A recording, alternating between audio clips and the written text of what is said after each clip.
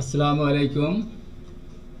বাংলাদেশের বিভিন্ন চাকরির প্রতিযোগিতামূলক পরীক্ষায় অংশগ্রহণকারী শিক্ষার্থীবৃন্দ, আশা করি সবাই ভালো আছো। আমি মোহাম্মদ আব্দুল মোমিন খান, সহযোগী অধ্যাপক, গণিত বিভাগ, ঢাকা ইম্পেরিয়াল কলেজ। পরীক্ষার্থীবৃন্দ, আমি আজকে বিশেষ করে সামনে যে প্রাথমিক শিক্ষক নিয়োগ পরীক্ষায় 20 নম্বরের 20টি প্রশ্ন থাকে, এই সংক্রান্ত যে বিভিন্ন ক্যাটাগরির অঙ্ক থাকে সেগুলো নিয়ে আলোচনা করব এবং আজকের এই ভিডিওতে আমি 15টি বিভিন্ন 15 ক্যাটাগরির 15টি প্রশ্ন সলভ করে দেব এবং তার বেসিক নিয়ে আলোচনা করব।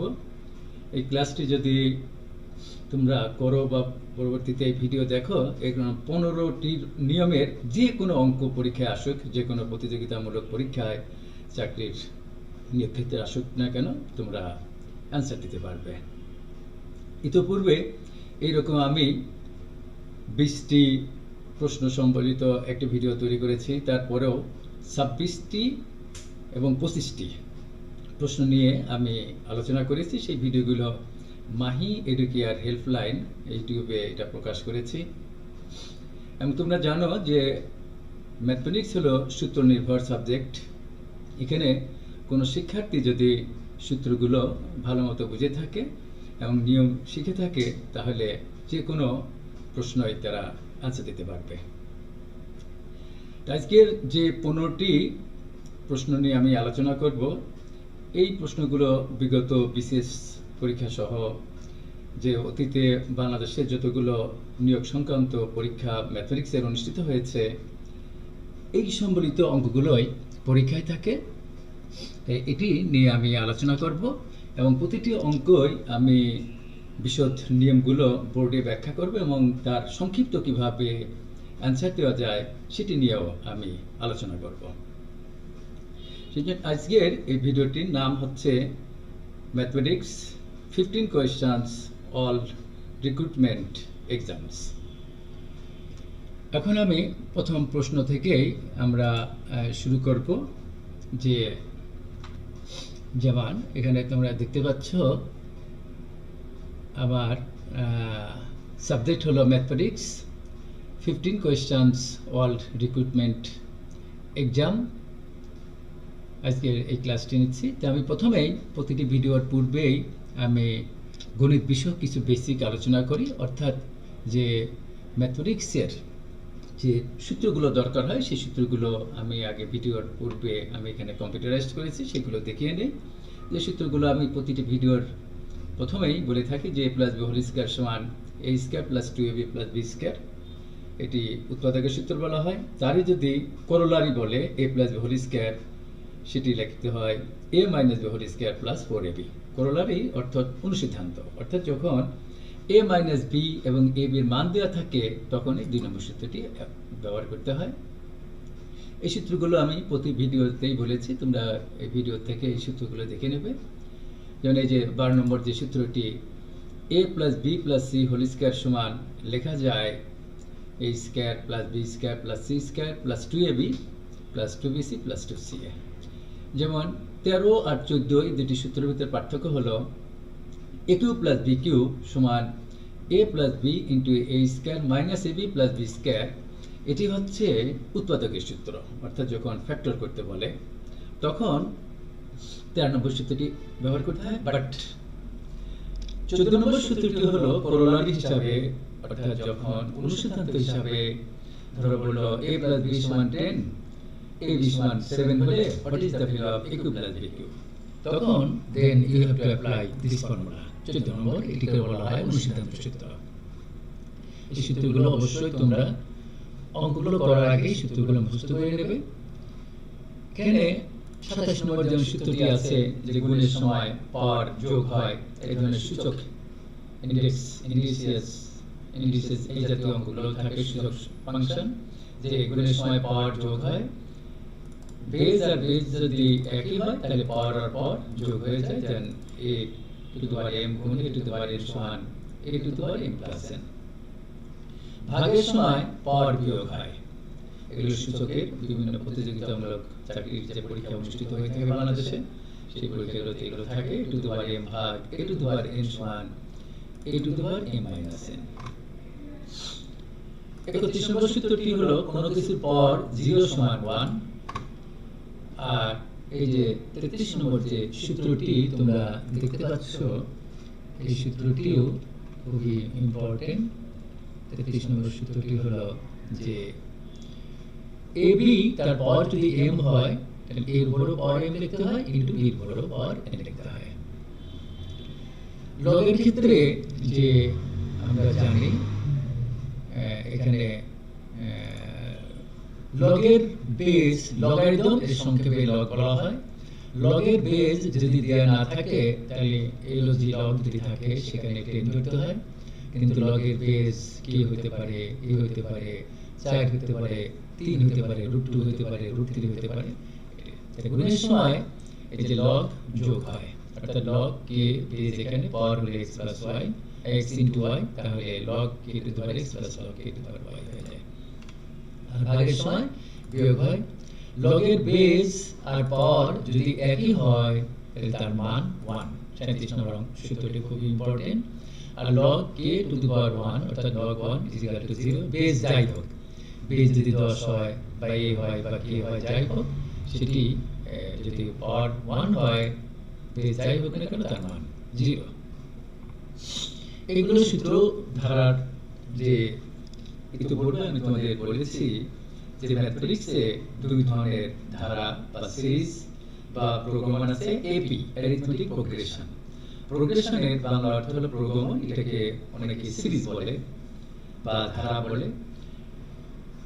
সমান্তর প্রোগ্রাম বা সমান্তর ধারা বা সমান্তর সিরিজ, এটি জানার নিয়ম হলো যে পরপর দুইটি পদের মধ্যে যদি কমন ডিফারেন্স অর্থাৎ সাধারণ অন্তর যদি একই হয় তাহলে সেটিকে বলা হয় অ্যারিথমেটিক প্রোগ্রেশন। তখন তার n তম পদ বের করার সূত্র হলো a + n - 1 * t। R n সংখ্যক পদের সমষ্টির সূত্র হলো Sn = n/2 * 2a + n - 1 * t।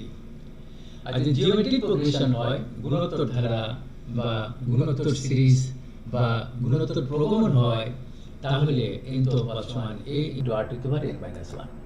এখানে a হলো প্রথম পদ আর r হলো কমন রেশিও, এবং পরপর দুইটি পদের মধ্যে যদি অনুপাত একই থাকে কমন রেশিও, সেটিকে আমরা বলি জিওমেট্রিক প্রোগ্রেশন বা জিওমেট্রিক সিরিজ, গুণোত্তর ধারা বা গুণোত্তর প্রগমন। এখন r এর মান যদি একের চাইতে বড় হয় তাহলে Sn সমান হবে a * r ^ n - 1 / r - 1। আর এর মান যদি একের চাইতে ছোট হয়, then you have to apply this formula Sn সমান a * 1 - r ^ n / 1 - r। এবং 45 নম্বর এই জাতীয় অঙ্ক প্রতি বছর যে কোনো নিয়োগ পরীক্ষায় থাকে, যে প্রথম n সংখ্যক স্বাভাবিক সংখ্যার সমষ্টি n * n + 1/2। এবং স্বাভাবিক সংখ্যা কাকে বলে? Natural number. যে তোমরা বলবে every countable number is natural number. যে সমস্ত সংখ্যা আমরা গুনি বা গণনাকারী সংখ্যাকেই স্বাভাবিক সংখ্যা বলা হয়, এবং স্বাভাবিক সংখ্যা শুরু হয় 1 থেকে, এবং স্বাভাবিক সংখ্যার মধ্যে সবচেয়ে ক্ষুদ্রতম সদস্য হলো 1। সুতরাং যদি এখানে থাকে 1 + 2 + 3 + 4 ... প্লাস n না দিয়ে যদি থাকে 100, তাহলে এখানে তোমার সমষ্টি হবে প্রথম n 100টি ক্রমিক স্বাভাবিক সংখ্যার সমষ্টি হবে 1, তাহলে 100 + 1/2।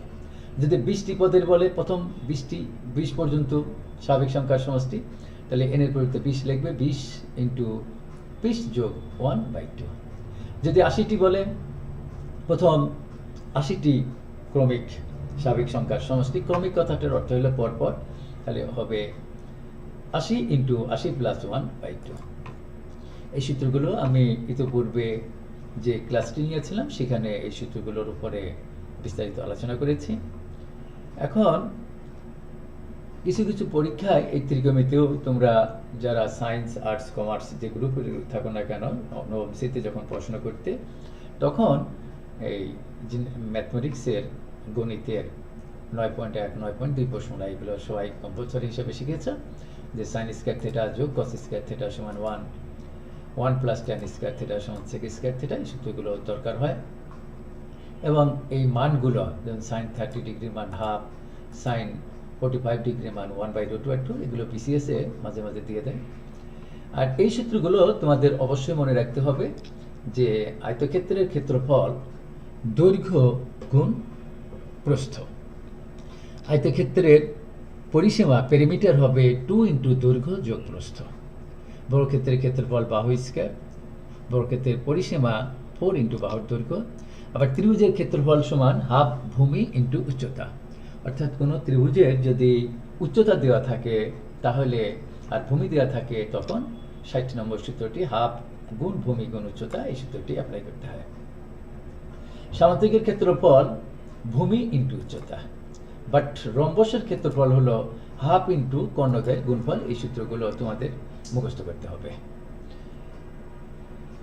এখন সমবাহু ত্রিভুজ তোমরা জানো যে ত্রিভুজের তিনটা বাহুই সমান তাকে সমবাহু ত্রিভুজ বলা হয় এবং সমবাহু ত্রিভুজের প্রতিটি বাহুর দৈর্ঘ্য যদি আমরা a ধরি তখন সেই সমবাহু ত্রিভুজের ক্ষেত্রফল হবে √3/4 a স্কয়ার আর তিনটি বাহু যদি তিন রকমের হয় অর্থাৎ তিনটে অসমান হয় তাহলে 63 নম্বর সূত্রটা অ্যাপ্লাই করতে হয় ত্রিভুজের তখন ক্ষেত্রফল হবে √s * s - a s - b * s - c এখানে s হলো হাফ পেরিমিটার অর্ধ পরিসীমা a + b + c/2 অর্থাৎ তিনটি বাহুর সমষ্টিকে 2 দিয়ে ভাগ করলে s পাওয়া যায় অর্ধ পরিসীমা যে ত্রিভুজের দুইটি বাহু সমান তাকে সমদ্বিবাহু ত্রিভুজ বলা হয় এবং তখন সমদ্বিবাহু ত্রিভুজের ক্ষেত্রফল হবে b/4 √4a² - b স্কয়ার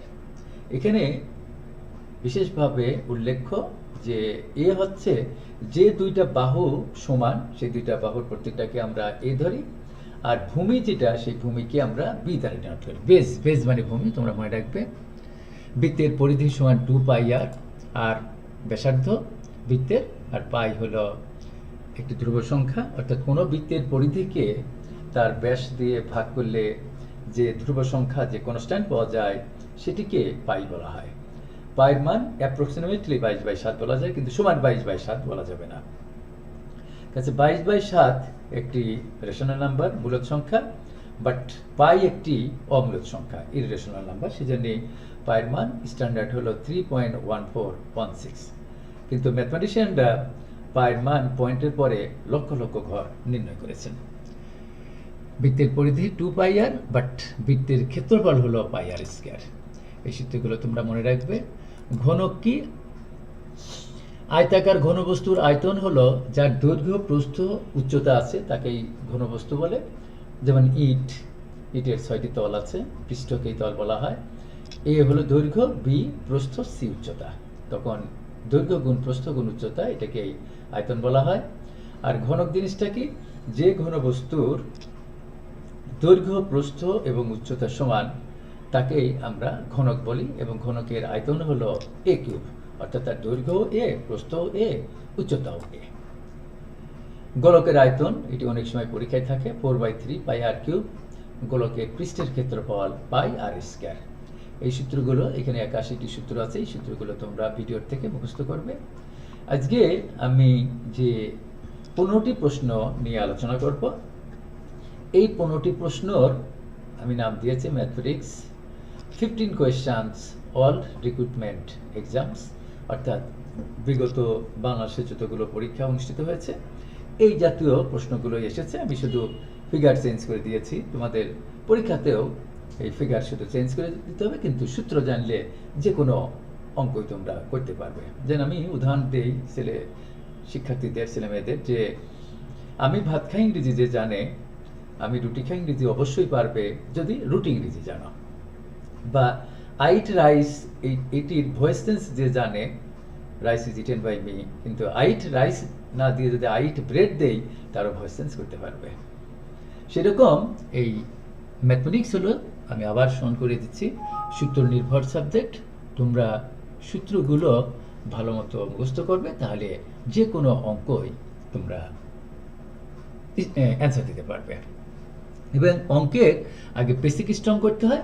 সেই বেসিকের মূল যে নিয়মটা যদি জানা থাকে, তাহলে যে কোনো সংক্ষিপ্তভাবে সেই প্রশ্নটি কীভাবে পরীক্ষা হলে অ্যান্সার দিয়ে আসা যায় সেটি জানা যায়।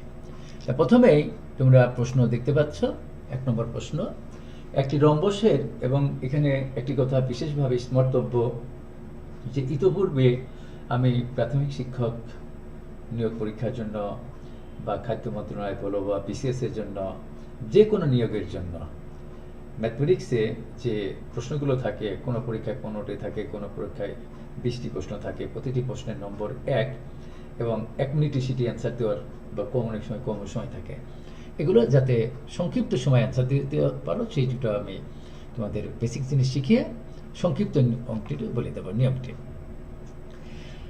একটি রম্বসের কর্ণদ্বয় যথাক্রমে 30 সেন্টিমিটার ও 20 সেন্টিমিটার, রম্বসটির ক্ষেত্রফল কত? এখানে অপশন দেখো, উত্তর আছে 900 বর্গ সেন্টিমিটার, খতে আছে 600 বর্গ সেন্টিমিটার, গতে আছে 400 বর্গ সেন্টিমিটার, এবং ঘতে আছে 300 বর্গ সেন্টিমিটার।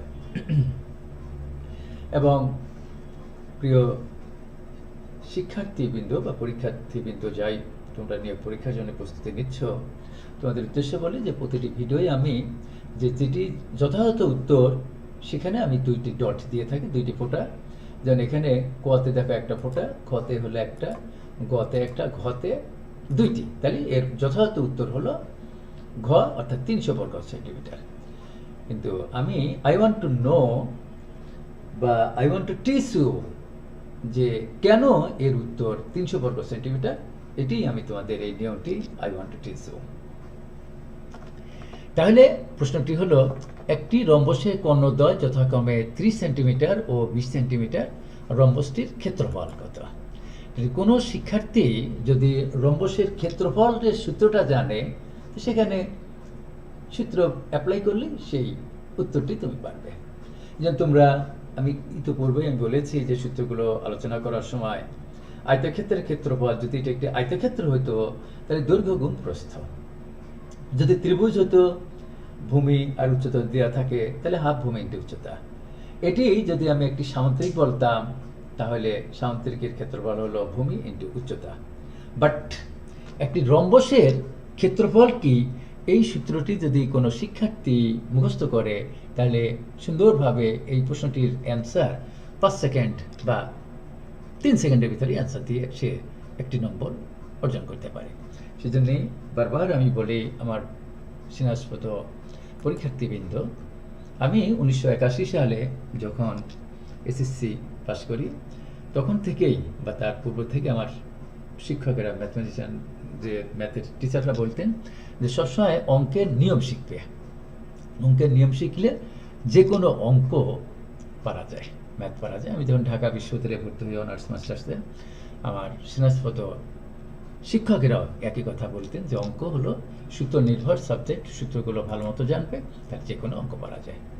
তাহলে আমি এখন এই 2 নম্বর, আমি 1 নম্বর যে প্রশ্নটি, এটি যে কেন 300 বর্গ সেন্টিমিটার হলো, সেটি তোমাদের বোর্ডে দেখিয়ে দিই।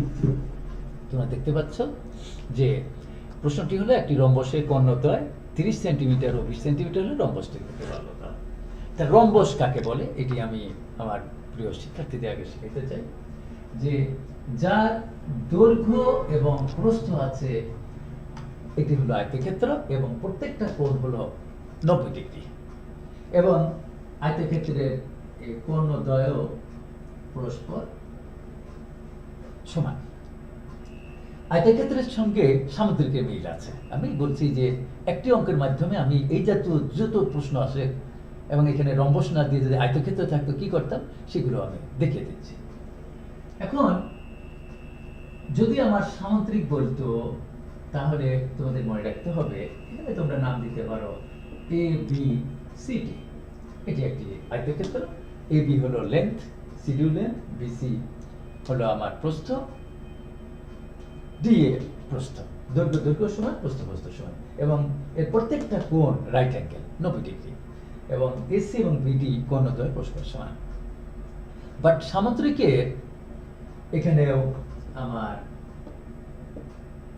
এই দৈর্ঘ্য সমান, প্রস্থ সমান, বাট এই প্রত্যেকটা কোণ, একটি কোণও আমার 90 ডিগ্রি না।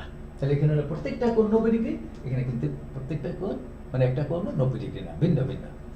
আর এখানে যে কোণদ্বয় এসি এবং বিডি ডায়াগোনাল ইংরেজিতে বলা হয়, ইংলিশ ভাষণে যারা আছেন, এই কোণদ্বয় পরস্পর সমান না। তাহলে তার আয়তক্ষেত্র আর সামুদ্রিকের ভিতরে পার্থক্য কি? আয়তক্ষেত্রের দৈর্ঘ্য সমান, সামুদ্রিকের দৈর্ঘ্য সমান, প্রস্থ সমান, প্রস্থ সমান, বাট আয়তক্ষেত্রের প্রত্যেকটা কোণ রাইট অ্যাঙ্গেল, মানে প্রত্যেকটা কোণ 90 ডিগ্রি। আর এখানে এই সামুদ্রিকের প্রত্যেকটা কোণ 90 ডিগ্রি না, ভিন্ন ভিন্ন। আর এখানে কোণদ্বয় সমান আয়তক্ষেত্রে, বাট সামুদ্রিকের কোণদ্বয় সমান না।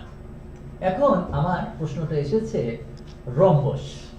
তোমরা মনে রাখবে যে চারটা বাহুই যদি পরস্পর সমান হয় এবং প্রত্যেকটা কোণ তখন যদি রাইট অ্যাঙ্গেল হয়, প্রত্যেকটা কোণ 90 ডিগ্রি, এই যে প্রত্যেকটা কোণ 90 ডিগ্রি, তখন সেটিকে আমরা সামুদ্রিক বলি, বর্গক্ষেত্র বলি, স্কয়ার।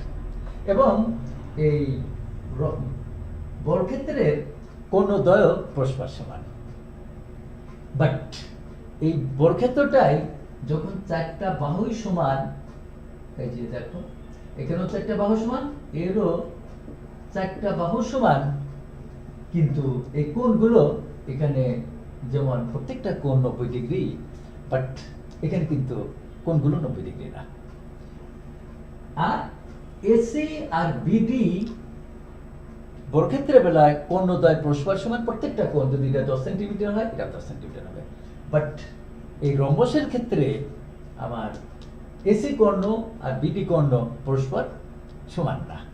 তাহলে আজকের যে 1 নম্বর অঙ্কটা আমি সময় নিয়ে তোমাদের আলোচনা করছি, আমার মানসিকতা হলো যে আয়তক্ষেত্রের অঙ্ক থাকতে পারে, রম্বসের অঙ্ক থাকতে পারে, বর্গক্ষেত্রের অঙ্ক থাকতে পারে, সামুদ্রিক অঙ্ক থাকতে পারে। 4টা নিয়মই আমি তোমাদের এই 1 নম্বর অঙ্কটার মাধ্যমে শিখিয়ে দিচ্ছি। সেজন্য আমি আবার বলি, ম্যাথ হলো শিখলে যে কোনো প্রশ্ন যেভাবে আসুক না কেন, বেসিক যে কনসেপশন, যে বেসিক যে ধারণা, সেটা তোমার নিতে হবে। এখানে আমার এসি এবিসিডি একটি রম্বসে, বা যে কোনো একটা rhombus P Q R S দিতে পারো, এবিসিডি ধরো, পি কিউ আর এস ও দিতে পারো, 4টি অক্ষর কর্ণ। এর 2টি কর্ণ দেওয়া আছে, একটি হলো 30 সেন্টিমিটার, একটি হলো 20 সেন্টিমিটার। আমি আমার স্নাতক শিক্ষার্থীদের বা পরীক্ষার্থীদের শিখাইতে চাই যে তোমরা তুতা বাক্যের মধ্যে মুখস্থ করো রম্বসের ক্ষেত্রফল হাফ ইন্টু কর্ণদ্বয়ের গুণফল। তাহলে রম্বসের ক্ষেত্রফল হাফ ইন্টু কর্ণদ্বয়ের গুণফল, কর্ণদ্বয়ের গুণফল, এই সূত্রটা তোমরা মনে রাখবে, কর্ণদ্বয়ের গুণফল। তা হাফ হলো ফর্মুলার হাফ, আর কর্ণদ্বয় কি কি আছে? একটি হলো 30 সেন্টিমিটার, আমি ইংলিশেই লিখলাম, ইন্টু আরেকটি আছে হলো 20 সেন্টিমিটার। এবং তোমরা কাটাকাটি করো, 2 আর 20 কাটাকাটি হলে 10 হয়, আর 10 আর 30 গুণ করলে এই যে 300। আমার যদি একক সেন্টিমিটার থাকে, সেন্টিমিটার গুণ করলে বর্গ সেন্টিমিটার হয়। যদি মিটারে থাকতো, মিটার গুণ করলে বর্গ মিটার হয়। ইঞ্চি গুণ করলে বর্গ ইঞ্চি হয়। যদি হাত থাকতো বর্গ হাত, ফুট আর ফুট যদি থাকতো বর্গ ফুট, এরকম। স্কোয়ারের হলেই মানে আমাদের এখানে সেন্টিমিটার, সেজন্য আমরা এখানে লিখবো এত বর্গ সেন্টিমিটার। তাহলে আমি আবার এটা লিখে দিই, রম্বসের ক্ষেত্রফল, আমি আবার বলছি, রম্বসের ক্ষেত্রফল সবাই মুখস্থ করো, রম্বসের ক্ষেত্রফল হাফ ইন্টু কর্ণদ্বয়ের গুণফল। ডায়াগোনাল মানে কর্ণ, 2টি কর্ণ আছে এবং তারা পরস্পর সমান না, এটা হলো রম্বস।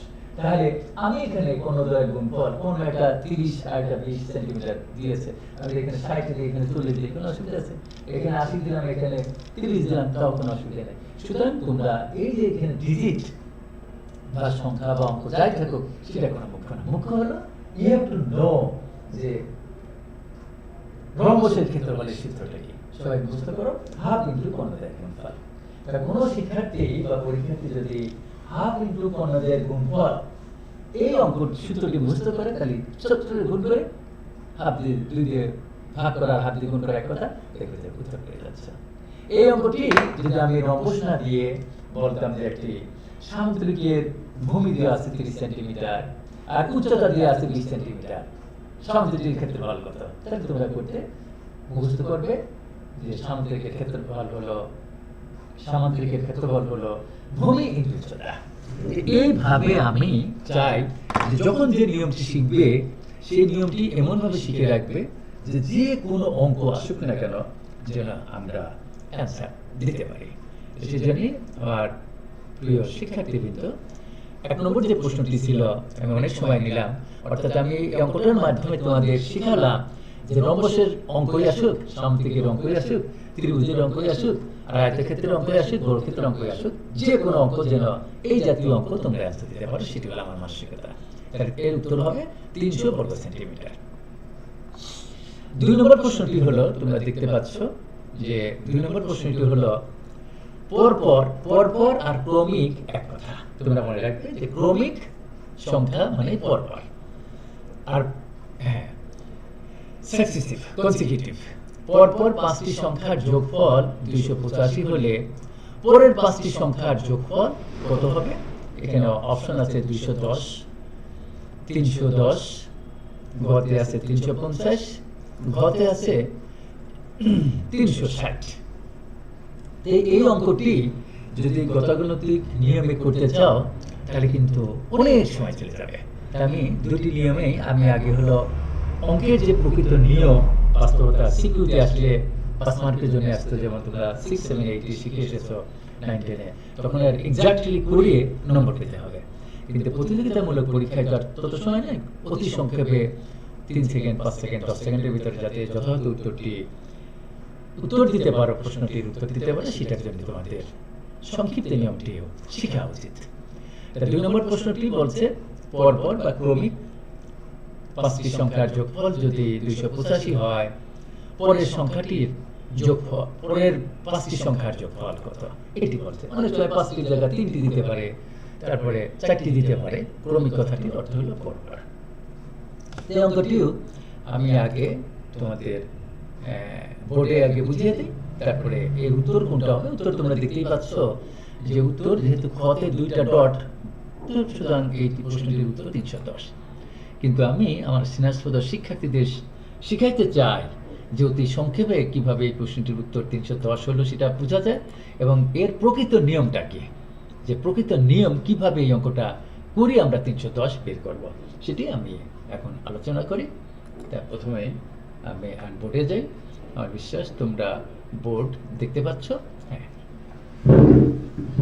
তাহলে পরপর 5টি সংখ্যা, যদি এই অঙ্কটা ডিটেলস করতে চাও তাহলে ধরি 5টি সংখ্যার প্রথমটি ধরলাম x বা ক যাই ধরো, তারপরটি কি হবে x + 1। আমি এখানে ইংলিশে লিখলাম তাড়াতাড়ি ক্যালকুলেশন সুবিধার জন্য, তো ক + 1ও লিখতে পারো। তারপর এটা হবে x + 2, তারপর এটা হবে x + 3, তারপর এটা হবে x + 4। তাহলে দেখো 5টি সংখ্যা, এগুলো ডিটেলস নিয়ম শেখাচ্ছি। তাহলে আমার প্রশ্ন মতো কি হবে, এই 5টার যোগফল দেয়া আছে 285। তাহলে আমি এইভাবে তোমরা পরীক্ষার হলে তো এগুলো লিখবে না, আমি নিয়মটা শেখাচ্ছি যে একটা ছেলেরে 6, 7, 8 এর একটা ছেলেরে কিভাবে বুঝানো যায় অঙ্কগুলো। তাহলে এই 5টা সংখ্যার যোগফল 285, তাহলে কি হবে x + 1, x + 2, x + 3, x + 4 সমান দিয়ে আছে কত 285। তা আমি দিস ইমপ্লাইজ, এই চিহ্নটি অরের কাজ করে, অর বা ইমপ্লাইজ দ্যাট, যাই দেখো এটি। এখান থেকে x এর মান বের করব। x এর মান বের করার পরে প্রথমটাই হবে প্রথম সংখ্যা, x এর মান যা সেটাই হবে প্রথম সংখ্যা। 5টি সংখ্যা, এটি হবে দ্বিতীয় সংখ্যাটা, এটা তৃতীয়, এটা চতুর্থ, এটা পঞ্চম। অর্থাৎ x এর যা মান তার সঙ্গে 4 যোগ করলে পঞ্চম সংখ্যাটি পাওয়া যাবে। 1, 2, 3, 4, 5টা x। তাহলে এখানে আমি x + 4 আর কি, তাহলে এখানে x 5টা x, সেজন্য আমি এখানে লিখলাম 5x। আর এখানে কি আছে 4 আর 3 7, 7 আর 2 9, 10। তাহলে আমি এখানে লিখলাম হলো 10 সমান 285। তাহলে এখান থেকে আমি ওই পাশে এই যে দেখো 4 3 7 আর 3 10, ওই পাশেতে 10 নিয়ে গেলে 200 কত হয় 75। এখন আমি x এর মান বের করি বাই 5। তাহলে x এর মান হবে আমার কত 5 5 25, 2 থাকলো 5 25। তাহলে আমার 55 x এর মান হলো। আর x এর মান এখানে 55 যদি হয় প্রথমটা, তাহলে আরটা হবে 56, আরটা হবে 57, আরটা হবে 58, আরটা হবে 59। এই দেখো এখন তোমরা এই যে পাঁচটি সংখ্যা, এই পাঁচটি সংখ্যা যোগ করো, তাহলে দেখবে যে এই 285 হয়। যোগ করে দেখো 9 আর 8 17, 17 আর 7 24, 24 আর 6 30 আর 5 35, 35 এর 5 আর তাহলে 3 1 2 3 4 5, 5 আর 30 1 2 3 4 5, 5 আর 25 আর হলো হাতে ছিল 3 28 মানে 285 হলো। এখন বলছে পরের পাঁচটি কথার অর্থ কি, যদি এর প্রথম পাঁচটি পরের পাঁচটি তাহলে ক্রমিক মানে পরপর, তাহলে কি হবে 59 এর সঙ্গে এক যোগ করো 60 61 62 63 64, এই হবে আমার পরের পাঁচটি সংখ্যা 60 61 62 63 64। তাহলে এই 60 61 62 63 64 এই পাঁচটি সংখ্যা যোগ করে কত হবে সেটি আমার উত্তর চাইছে। সেই তিনটা যোগ করে দেখো পাঁচটি সংখ্যা 60 61 62 63 64, সেটা 60 61 62 63 64, এই পাঁচটা যোগ করে দেখো 310 হয়। তাহলে এই হলো একুরেটের নিয়ম। কিন্তু আমরা তো পরীক্ষা হলে এভাবে করা সম্ভব না। তাহলে এমসিকিউ সংক্ষেপে যদি এই প্রশ্নটাই অনেকভাবে আসতে পারে যে পাঁচটি সংখ্যার ক্রমিক পাঁচটি সংখ্যার যোগফল 285, তাহলে মধ্যবর্তী সংখ্যাটি কত, বা সবচেয়ে বড় সংখ্যাটি কত, এরকম প্রশ্ন থাকতে পারে। সবচেয়ে ছোট সংখ্যাটি কত, তাহলে তোমরা মনে রাখবে পাঁচটি সংখ্যার পরপর পাঁচটি সংখ্যার যোগফল যেহেতু 285, তাহলে একে আমরা 5 দিয়ে ভাগ করে দেব। 5 5 25, এই যে আমার কত হলো, আমার এখানে 5 7 35। তো সবসময় মনে রাখবে যদি পাঁচটি সংখ্যা ক্রমিক পাঁচটি সংখ্যার যোগফল বলা থাকে, তাকে যদি 5 দিয়ে ভাগ করো, তাহলে এই যে আমার 5টা আঙ্গুল, তাহলে এই মধ্যবর্তী সংখ্যাটা পাওয়া যায়, এই যে এটি পাওয়া যায়। তার সঙ্গে এক যোগ করলে তার বড়টা পাওয়া যায়, আর সবচেয়ে বড়টা পাওয়া যায় তার সঙ্গে আবার এক যোগ করলে। তাহলে এখানে আমার সবচেয়ে বড় মাঝে হলো 57, তারপর হলো 58, তারপর হলো 59। আর ছোট কোনটা, এর থেকে এক বিয়োগ করলে আগেরগুলো পাওয়া যায়। মাঝেরটা হলো 57, তাহলে তার আগেরটা হলো 56, তার আগেরটা হলো 55। এখন যদি আমার বলে যে পাঁচটি ক্রমিক সংখ্যার যোগফল 285, বৃহত্তম সংখ্যাটি কত, তাহলে 5 দিয়ে ভাগ করে 57 58 59, এই 59 লিখে দেবে। ছোট সংখ্যাটি কত, তাহলে 57 আগেরটা 56, তার আগেরটা 55, সেই 55 ছোটটি, এইভাবে জানা যায়। এখানে আমার প্রিয় শিক্ষার্থীবৃন্দ, এই যে আমি কিন্তু বিভিন্ন ভাবে প্রশ্ন আসতে পারে সেটি আমি একটা অঙ্কের মাধ্যমে তোমাদের জানিয়ে দিচ্ছি। এখানে 5টি সংখ্যা বলছে ক্রমিক, 3টি ক্রমিক সংখ্যা বলতে পারে, বললো তার 3 দিয়ে ভাগ করলে মাঝেরটা পাওয়া যায়। বড়টি কত, এক যোগ করলে বড়টা পাওয়া যায়, ছোটটা এক বিয়োগ করলে ছোটটা পাওয়া যায়, এভাবে মনে রাখবে। এখন বিভিন্ন ভাবে প্রকৃত নিয়ম যদি জানা যায়, তাহলে এই সংক্ষিপ্ত নিয়মগুলো নিজেই তৈরি করা যায়। এখন সবসময় তোমরা মনে রাখবে যে পরপর পাঁচটি সংখ্যার যোগফল আমার দিয়ে আছে 285। এখন পরের পাঁচটার যোগফল যদি পাঁচটির যোগফল কত হবে ক্রমিক সংখ্যার, তখন এর সঙ্গে আমার 5 স্কয়ার যোগ করে দেবে। যদি পরবর্তী 3টি বলতো তাহলে 3 স্কয়ার করবা, যদি 4 স্কয়ার 4টি বলে তাহলে 4 স্কয়ার। এটি হলো নিয়ম। কেন, আচ্ছা একটি সংখ্যা যদি আমার x হয়, তারপরেরটা কত x + 1, তারপরেরটা কত x + 2, তারপরেরটা কত x + 3। সেই জন্য যে যা প্রথম 5টি ক্রমিক সংখ্যার যোগফল যদি দেয়া থাকে, পরের 5টি যদি বলে তার সঙ্গে 5 স্কয়ার যোগ করে দেবে। যদি পরের 4টি বলতো তাহলে 4 স্কয়ার যোগ করে দিতাম। অর্থাৎ প্রথম 5টা যা আছে, পরের 5টা জানতে হলে 5 স্কয়ার, প্রথম চারটা দিয়ে আছে, পরের চারটা, তাহলে 4 স্কয়ার। প্রথম তিনটার যোগফল দিয়ে আছে ক্রমিক, পরের তিনটা, তাহলে প্রথম তিনটার যোগফল যোগ 3 স্কয়ার, পরের তিনটা যদি বলে।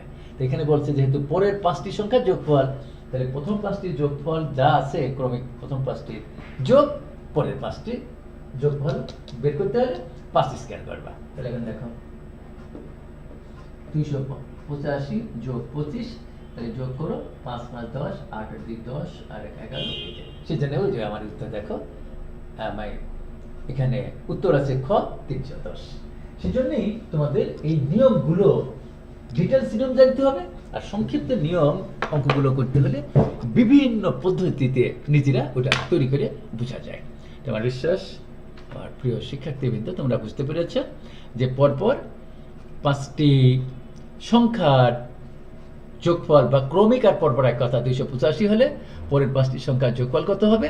তা প্রথম 5টির যোগফল যা যোগ 5 স্কয়ার। যদি প্রথম 4টির যোগফল থাকতো পরের 4টির বলতো, তাহলে আমি প্রথম 4টির যা যোগ 4 স্কয়ার, যদি 3টির বলতো 3 স্কয়ার, তাহলে সেই জন্য 310। 3 নম্বর প্রশ্নটি অনেকবার বাংলাদেশে বিসিএস পরীক্ষা সহ বিভিন্ন প্রতিযোগিতামূলক অর্থাৎ নিয়োগ পরীক্ষা এসেছে যে একটি দ্রব্যের ক্রয় মূল্য বিক্রয় মূল্যের 4/5 বা 5/4 অংশ হলে শতকরা কত লাভ হবে? এখানে আমি একটি কথা বলতে চাই, অনেক সময় এখানে ধরো 5/6 দিয়ে গেল, 11/12 দিয়ে গেল, যে কোনো এই যে এখানে একটি জানো যে এটা একটি প্রকৃত ভগ্নাংশ, যে ভগ্নাংশের লব ছোট হর বড় সেটিকে বলা হয় প্রকৃত ভগ্নাংশ, আর যে ভগ্নাংশের লব বড়, লব মানে উপরে লওয়া নিউমেরেটর, আর ডিনোমিনেটর মানে হলো যা দিয়ে ভাগ করা সেটি হলো হর। তা যে ভগ্নাংশের লব বড় হর ছোট সেটিকে বলা হয় ইমপ্রপার ফ্র্যাকশন, অপ্রকৃত ভগ্নাংশ। আমি এর পরিবর্তিতে একটি এই ভগ্নাংশের উপরে লসাগু গসাগু এবং শতকরার উপরে একটা ক্লাস নেব। সেই ক্লাসে আমি বিভিন্ন ধরনের যে ভগ্নাংশ আছে, প্রকৃত ভগ্নাংশ, অপ্রকৃত ভগ্নাংশ, মিশ্র ভগ্নাংশ, জটিল ভগ্নাংশ, যৌগিক ভগ্নাংশ, এই যে যারা লাইভে আমার ক্লাস করছো অথবা ভবিষ্যতে এই ভিডিওটি এদিকে ক্লাস করবে তাদের আমি এটা হোমওয়ার্ক দিলাম যে একটি যৌগিক ভগ্নাংশের উদাহরণ দাও, কম্পাউন্ড ফ্র্যাকশন। এটা আমি চাই যে আমার স্নাতক শিক্ষার্থীরা শিখুক। এবং তোমরা জানো যে ক্রয় মূল্য বিক্রয় মূল্যের থেকে প্রতি বছর এই যে কোনো নিয়োগ সংক্রান্ত পরীক্ষায় প্রশ্ন থাকে যে একটি দ্রব্য কখন বিক্রি করলে লাভ হয় বা কখন ক্ষতি হয়। যে বিক্রয় মূল্য যদি বড় হয়, ক্রয় মূল্য যদি ছোট হয় তাহলে লাভ হয়, আর যদি ক্রয় মূল্য বড় হয়, বিক্রয় মূল্য যদি ছোট হয়ে যায় তাহলে ক্ষতি হয় বা লোকসান হয়। এবং ইউ হ্যাভ টু রিমেম্বার যে লাভ হোক ক্ষতি হোক সেটি সবসময় ক্রয় মূল্যের উপর হয়, এটি মনে রাখবে। লাভ হোক ক্ষতি হোক সেটি সবসময় ক্রয় মূল্যের উপরে হয়। তাই এই অঙ্কটি বলছে যে একটি দ্রব্যের ক্রয় মূল্য বিক্রয় মূল্যের 4/5 অংশ হলে শতকরা কত লাভ হবে। এখানে কতে আছে 40%, খ আছে 30%, গ আছে 25%, ঘ আছে 15%। এর উত্তর হবে যেহেতু দুইটা ডট গতে দুইটা ফোঁটা, এই 25% দিতে হবে। এই 25% কেন হলো, কিভাবে হলো, সেটি আমি তোমাদের আলোচনা করতে চাই। তাহলে আমি বোর্ডে দেখাই, এখন আগে বোর্ডে চলে যাই। দেখো আমি আমার এই সফটওয়্যারটা এমনভাবে করা যে 2 প্রেস করলে আমি তোমাদের বোর্ডে চলে যাই, বোর্ডটা দেখতে পাও। আর আমি যদি কিবোর্ডে 1 প্রেস করি তাহলে সঙ্গে সঙ্গে সেটা আবার স্ক্রিনে চলে আসে। এইভাবে আমি তোমাদের হেল্প করতে চাই। এখন 3 নম্বর প্রশ্ন, যে আমি আগে ডিটেলস নিয়মে করি যে ক্রয় মূল্য বিক্রয় মূল্য 4/5। তাই তোমরা 3 নম্বর প্রশ্নটি আমি ধরে নিলাম, ধরি বলছে বিক্রয় মূল্যের 4/5, তাহলে বিক্রয় মূল্য x, আমি লিখলাম ধরি বিক্রয় মূল্য x টাকা।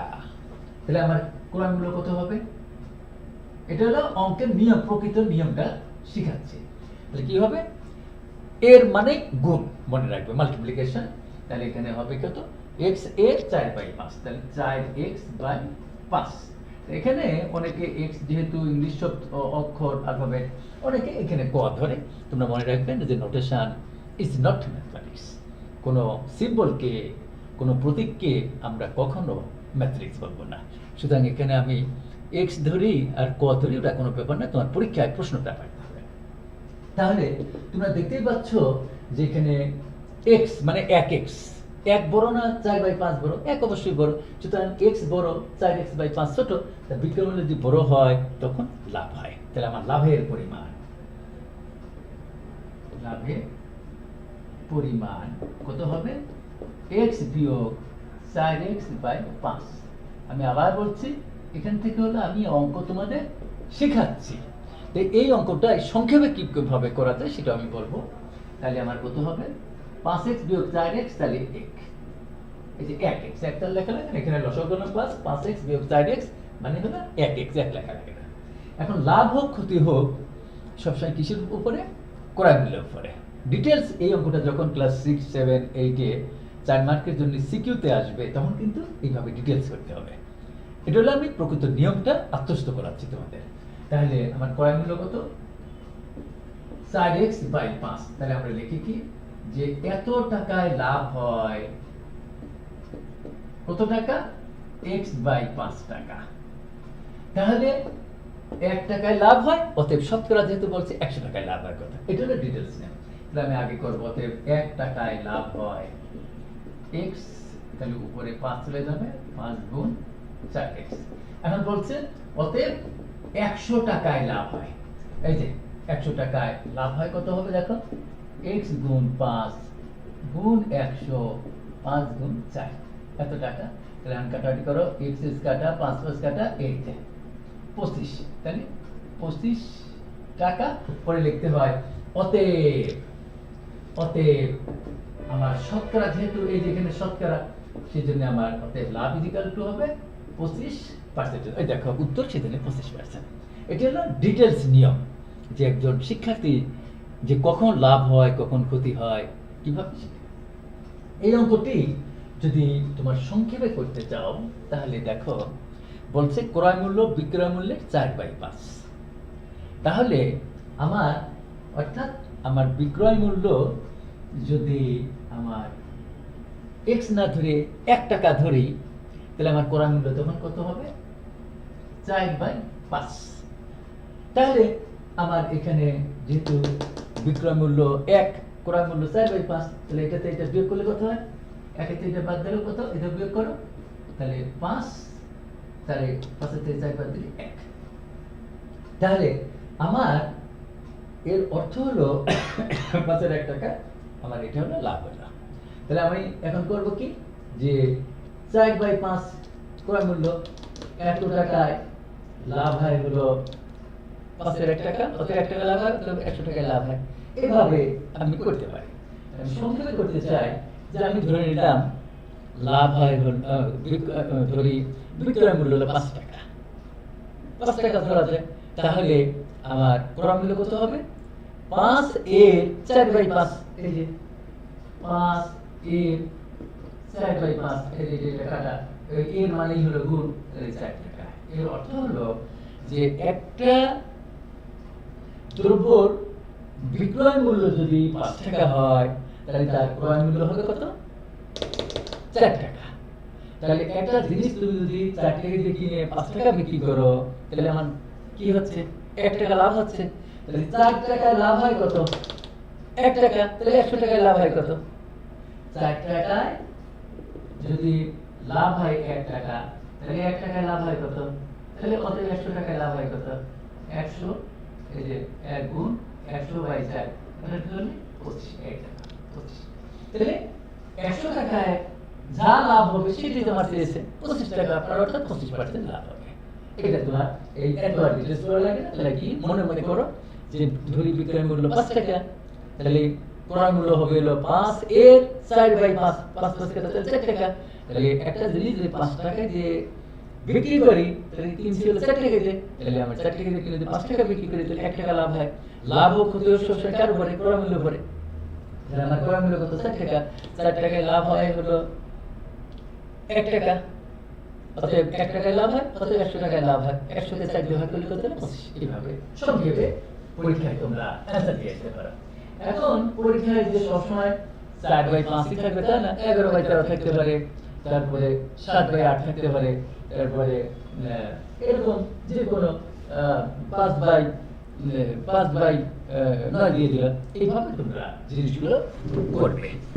তাহলে আগে জানতে হবে যে কখন লাভ হয়, কখন ক্ষতি হয়। এই টেকনিকগুলো যদি কেউ জানে, তাহলে এই অঙ্কগুলো তোমরা সুন্দরভাবে অ্যান্সার দিতে পারবে। একটি দ্রব্যের ক্রয় মূল্য বিক্রয় মূল্যের 4/5 অংশ হলে শতকরা কত লাভ হবে? এর উত্তর হবে গ 25%।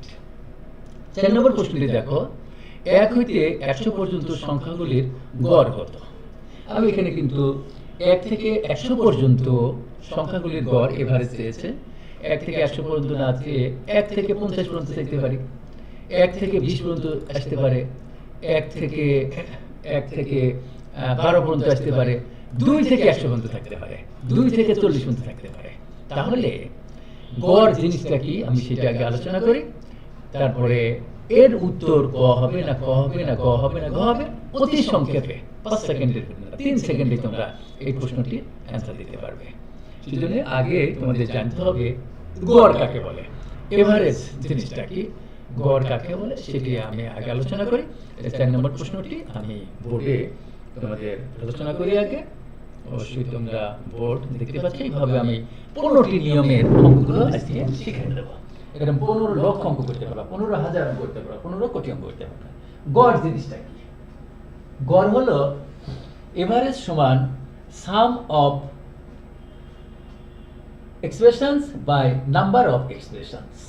এর বাংলা অর্থ হলো যে কতিপয় রাশির সমষ্টিকে তাদের রাশির সংখ্যা দ্বারা যদি ভাগ করা যায় তাহলে এভারেজ মানে গড় পাওয়া যায়। ধরো আমি যদি বলি করিমের বয়স হলো 15 বছর আর রহিমের বয়স হলো 21 বছর, তাহলে তাদের এভারেজ বয়স কত? তাই দুইজনের বয়স যোগ করে কয়জন লোক? 2 জন, সে 2 দিয়ে ভাগ করতে হবে। যদি করিম রহিম আসলাম 3 জন হয়, তাহলে 3 জনের বয়স যোগ করে 3 দিয়ে ভাগ করতে হবে। যদি 40 জন হয়, তাহলে 40 জন বয়সের ছাত্রের বা শিক্ষার্থীর বয়স যোগ করে 40 দিয়ে ভাগ করতে হবে। সেই জন্য তোমাদের মনে রাখতে হবে যে এভারেজ মানে গড় সমান সাম, SUM, সাম মানে অঙ্ক, আবার সাম মানে সমষ্টি। তাই এখানে আমি যে সাম উচ্চারণ করছি SOM আবার সাম মানে কিছু, কিন্তু এই SUM সাম মানে অঙ্ক, কিন্তু আজ যে এখন যে সাম বলছি বানান একই, কিন্তু এই সাম মানে হলো সমষ্টি বা যোগফল। সাম অফ এক্সপ্রেশনস মানে রাশিগুলোর যোগফল বাই নাম্বার অফ এক্সপ্রেশনস, এই সূত্র মনে রাখবে। তাহলে আমার এখানে বলছে 1 হতে 100 পর্যন্ত সংখ্যাগুলোর যোগফল কত? তাহলে এখানে ব্যাপারটা হবে কি, গড় সমান, তাহলে 1 থেকে 100 পর্যন্ত, এর মানে কি 1 আছে, পাশে 2 আছে, 3 আছে, 4 আছে, 5 আছে, 6 আছে, 7 আছে, 8 আছে। তাহলে 1 থেকে 100 পর্যন্ত আমার সবগুলো সংখ্যা যোগ করতে হবে। তাকে কত দিয়ে ভাগ করতে হবে? এখানে কয়জন আছে? 100 জন, 100 দিয়ে ভাগ করতে হবে। কি চারটিখানে ব্যাপার ওভাবে করা। দেখো আমি যদি বলি 1 থেকে 10 পর্যন্ত, তাহলে কি হবে? 1 যোগ 2 যোগ 3 যোগ 4 যোগ 5 যোগ 6 যোগ 7 যোগ 8 যোগ 9 যোগ 10 ভাগ 10। এই 1 2 3 4 এগুলো যোগ করতে কত সময় চলে যাবে? তাহলে যদি এরকম ক্রমিক হয়, পরপর থাকে, তাহলে সেই সমস্ত সংখ্যার গড় বের করার জন্য প্রথম সংখ্যা আর শেষ সংখ্যা যোগ করে 2 দিয়ে ভাগ করে দেবে। যদি তোমরা বলো যে স্যার আমাদের মাঝে 2 ছিল, 3 ছিল, 4 ছিল, 5 ছিল, 6 ছিল, 7 ছিল, 8 ছিল, সেগুলো লিখলেন না। কিন্তু এই সংক্ষিপ্ত করার জন্য প্রথমটা আর শেষেরটা যোগ করে, যেহেতু 2টা নাম্বার, এক হলো একজনের নাম, ধরো 101 জনের নাম, 2 জন, এই 2টারে যোগ করে 2 দিয়ে ভাগ করলে এই 1 থেকে 100 পর্যন্ত যতগুলো সংখ্যা আছে, 2 3 4 5 6 7 8 9 এর ভিতরে আছে, সবগুলোরই এই আমার এভারেজ পাওয়া যায়। তাহলে আমি আবার বলছি, এভারেজ গড় কথাটির অর্থ হলো সাম অফ এক্সপ্রেশনস মানে রাশিগুলোর যোগফল উপরে বাই হলো নাম্বার অফ এক্সপ্রেশনস, অর্থাৎ এখানে কয়টি রাশি আছে, নাম্বার অফ এক্সপ্রেশনস। তাহলে আমি সেটি এখানে সংক্ষেপে করব যে আমি যদি বলি 1 3 আর 8 এর গড় কত, তাহলে উপরে লিখবে 1 যোগ 3 যোগ 8 ভাগ 3, যেহেতু 3 জন, 1 3 8 3 জন, সেই জন্য আমার 3 দিয়ে ভাগ করলাম। যদি 4 জন হতো, 4 জনের যোগ করে 4 দিয়ে ভাগ করতাম। এখানে যদি পর পর থাকে ক্রমিক হিসাবে 1 থেকে 100 মানে 1 2 3 4 5 99, তারপরে 100 আছে, তাহলে ওগুলো আর করা লাগে না, তাহলে প্রথমটা শেষেরটা যোগ করে 2 দিয়ে ভাগ করবে, তাহলে 101 হলো। আর এই ভাগ তো তোমরা ইংরেজিতে একটু পারতেই হবে, 10 এর ভিতরে 2 করবা যায় 5 বার, 5 দুগুণে 10, 1 এর ভিতরে 2 যায় না, সেই জন্য 0 বসলো, পয়েন্টের জন্য 0 নিলাম, 5 দুগুণে 10, সেই জন্য। আর যারা পারবে না এই যে এইভাবে রাখ করে নিও। অনেকে একটু ম্যাথে দুর্বল থাকে, আমি বলি লজ্জার কিছু নাই। তার 1 এর ভিতরে 2 যায় না, 0, এই পয়েন্টের জন্য এখানে 0 আসলো, 5 দুগুণে 10, তাহলে 50 পয়েন্ট প্লাস, এটাই হবে গড়। স্নাতকোত্তর শিক্ষার্থীবৃন্দ, এখানে যদি আমি বলতাম 1 থেকে 50, তাহলে 1 যোগ 50 ভাগ 2। আমি যদি বলতাম 1 থেকে 20, তাহলে 1 যোগ 20 ভাগ 2।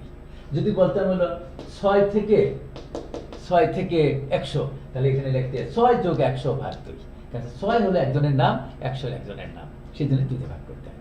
ওকে, আমার বিশ্বাস তোমরা এটি বুঝতে পেরেছো। যদি আমি এখানে আরেকটি নিয়ম তোমাদের শিখিয়ে দেই, যদি বলতো যে 1 থেকে 100 পর্যন্ত বিজোড় সংখ্যাগুলোর গড় কত, তাহলে 100 কিন্তু একটা জোড় সংখ্যা। এখন জোড় সংখ্যার ইংরেজিতে বলা হয় ইভেন নাম্বার বা যুগ্ম সংখ্যা। জোড় সংখ্যা কাকে বলে? তোমরা বলবে যে যে সমস্ত সংখ্যাকে 2 দিয়ে ভাগ করলে কোনো রিমাইন্ডার থাকে না, কোনো ভাগশেষ অবশিষ্ট থাকে না, তাকেই আমরা জোড় সংখ্যা বলি। আর 2 দিয়ে ভাগ করলে যদি 1 রিমাইন্ডার থাকে, 1 অবশিষ্ট থাকে, 1 ভাগশেষ থাকে, তাহলে সেটিকে বলি আমরা অড নাম্বার। এবং জোড় সংখ্যাকে আমরা ডিনোট করি 2n দ্বারা, এটা মনে রাখবে। n এনে ইন্টিজার ন্যাচারাল নাম্বার ধরবে, আর 2n - 1, এখানে n বিলংস টু বড় হাতের n ধরে ন্যাচারাল নাম্বার। 2n - 1 এটিকে আমরা বলি বিজোড় সংখ্যা, এটা মনে রাখবে। এবং বিজোড় সংখ্যা এটিকে আমরা অড নাম্বার বা অযুগ্ম সংখ্যা বলি। আর যুগ্ম সংখ্যা, জোড় সংখ্যা, ইভেন নাম্বার এক কথা। তাহলে আমি যদি বলতো 1 হতে 100 পর্যন্ত বিজোড় সংখ্যাগুলোর গড় কত, তাহলে আমরা এখানে 1 বিজোড় 1 যোগ 99/2 দিতাম। 1 যোগ 99/2, তাহলে 1 আর 99 যোগ করলে 100, 100 কে 2 দিয়ে ভাগ, তাহলে উত্তর হইতে তখন 50। এভাবে তোমাদের শিখতে হবে। কেন এখানে 1 বাদ দিলাম, 100 বাদ দিলাম, আচ্ছা 100 হলো জোড় সংখ্যা। আমার বিশ্বাস আমার প্রিয় শিক্ষার্থীবৃন্দ, তোমরা যে জিনিসগুলো আমি আলোচনা করছি তোমরা অবশ্যই বুঝতে পেরেছ। আমি গড় জিনিসটা কি, এভারেজ কি, সেটা ডিটেলস বললাম, এবং সংক্ষেপে কিভাবে এই প্রশ্নটির অ্যান্সার দেওয়া যায় সেটিও আমি এখানে আলোচনা করলাম। তাহলে এখন তোমরা দেখতে পাচ্ছ যে 1 থেকে 100 পর্যন্ত সংখ্যাগুলোর গড় কত, তাহলে উত্তর হবে 1 যোগ 100 ভাগ 2, তাহলে 50.5। 5 নম্বর প্রশ্নটি, এটি আমি আলোচনা করি, এটা আর বোর্ডে লাগবে না। 2টি সন্নিহিত কোণের সমষ্টি 2 সমকোণ হলে একটি অপরটিকে কি বলে?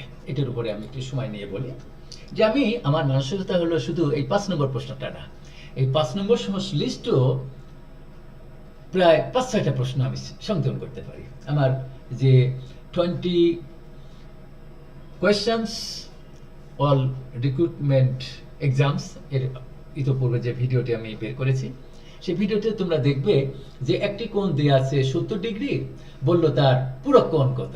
তো সেজন্য আমি আমার স্নাতকোত্তর শিক্ষার্থীদের শিখাইতে চাই হোয়াট ইজ কমপ্লিমেন্টারি অ্যাঙ্গেল, এই যে পূরক কোণ কাকে বলে।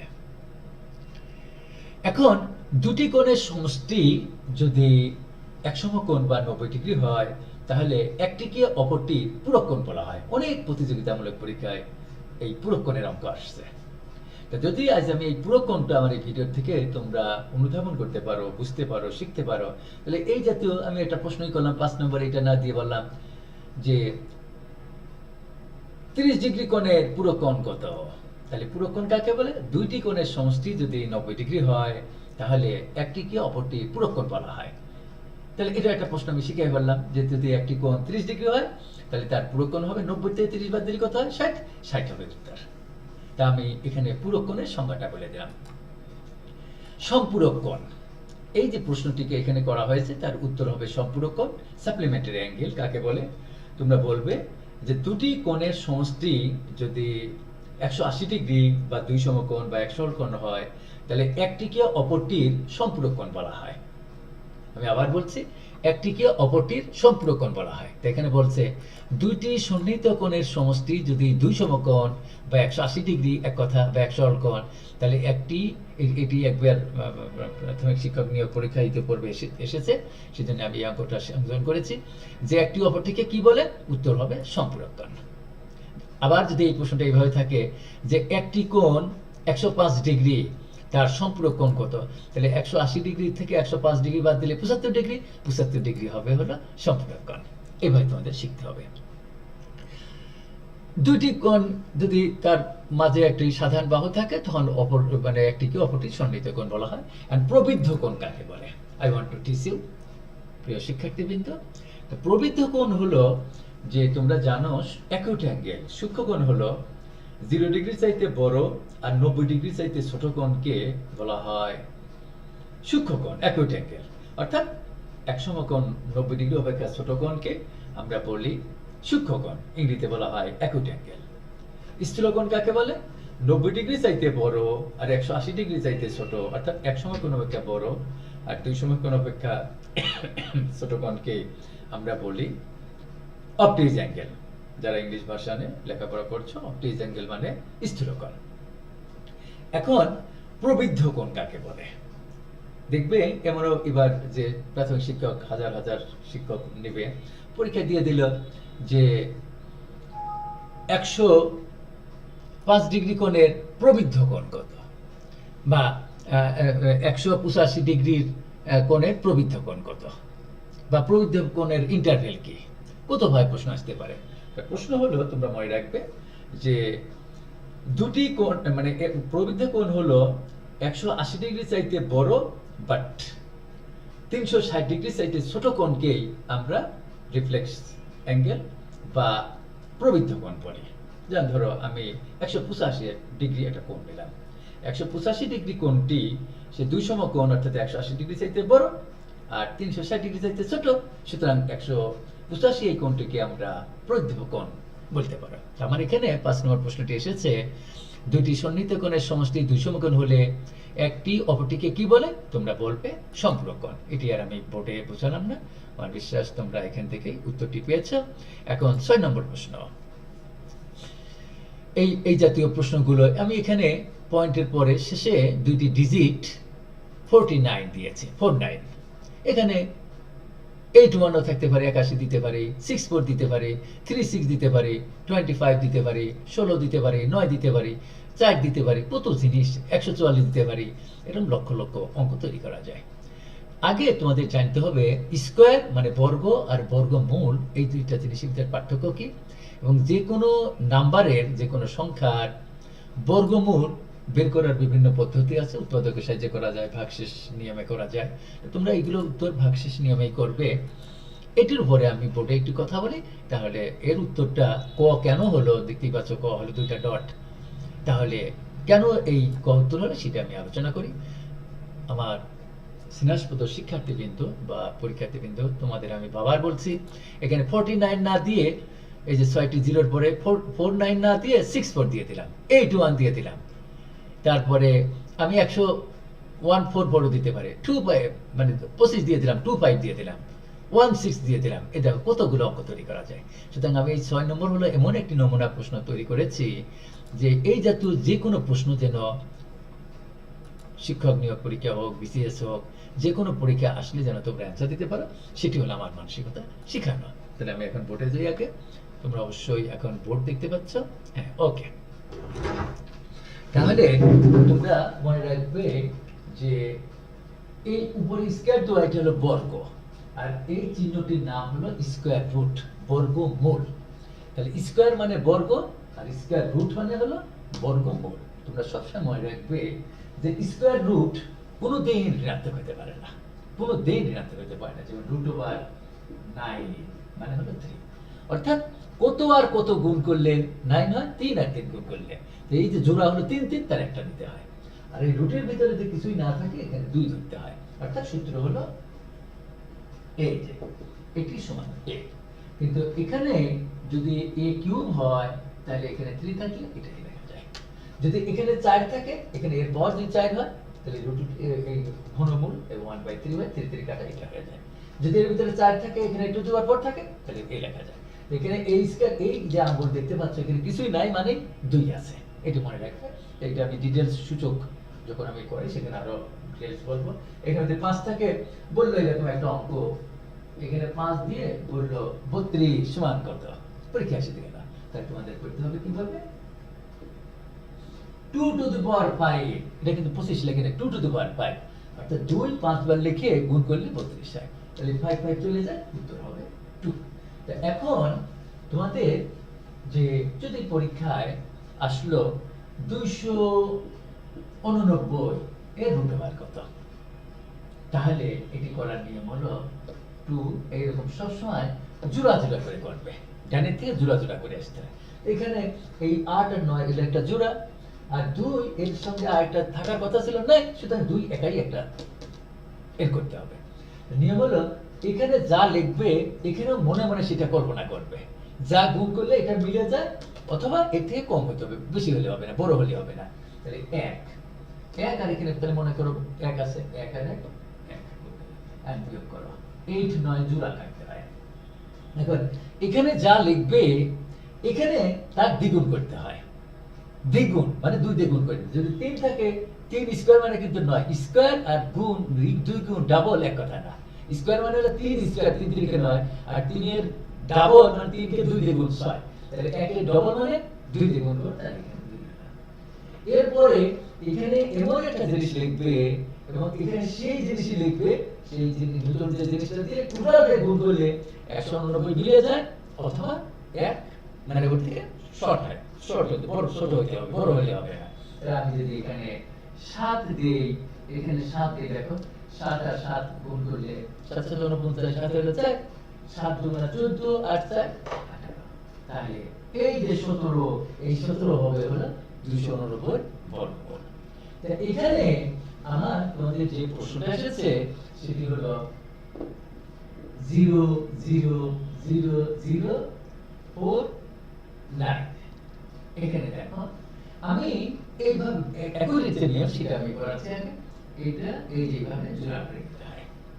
তার প্রথমে যেহেতু আমি পয়েন্ট অতিক্রম করছি, তাহলে আগে আমি এখানে 0 এর আগে বৈজ্ঞানিক নিয়মে এই 0টা দিয়ে নিব, পয়েন্ট দিলাম, দুটো 0 আছে তার জন্য এখানে একটা 0 লিখতে হয়, এখানেও দুটো 0 আছে তার জন্য একটা 0 দিতে হয়, এখানে দুটো 0 আছে এর জন্য একটা 0 দিতে হয়, এগুলো হয়ে গেল।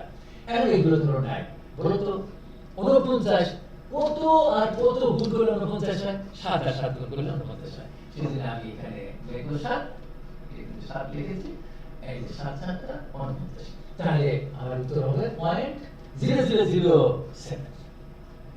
যদি পরীক্ষায় এরকম আসতো, আমার ধরো এখানে 0.9 এরকম আসতো, বা আমার এখানে 49 দিলাম, এই যে এখানে 49 দিলাম, তাহলে তোমরা এটা আবার শর্ট কিভাবে করা যায়, যে 49 এর বর্গমূল 7 7 লিখে দেবে, আর এখানে কয় জোড়া 0 আছে, 1 জোড়া 2 জোড়া 3 জোড়া, তাহলে 3 জোড়া থেকে তাহলে 3টা 0 বসিয়ে দেবে, তারপরে এখানে পয়েন্ট অতিক্রম করে পয়েন্ট বসাবে, এখানে পয়েন্ট বসিয়ে তারপরে দিতে হবে। অনেক ভাবে এগুলো শর্ট করা যায়, আগে অ্যাকুরেট নিয়ম তোমাদের আগে শিখতে হবে।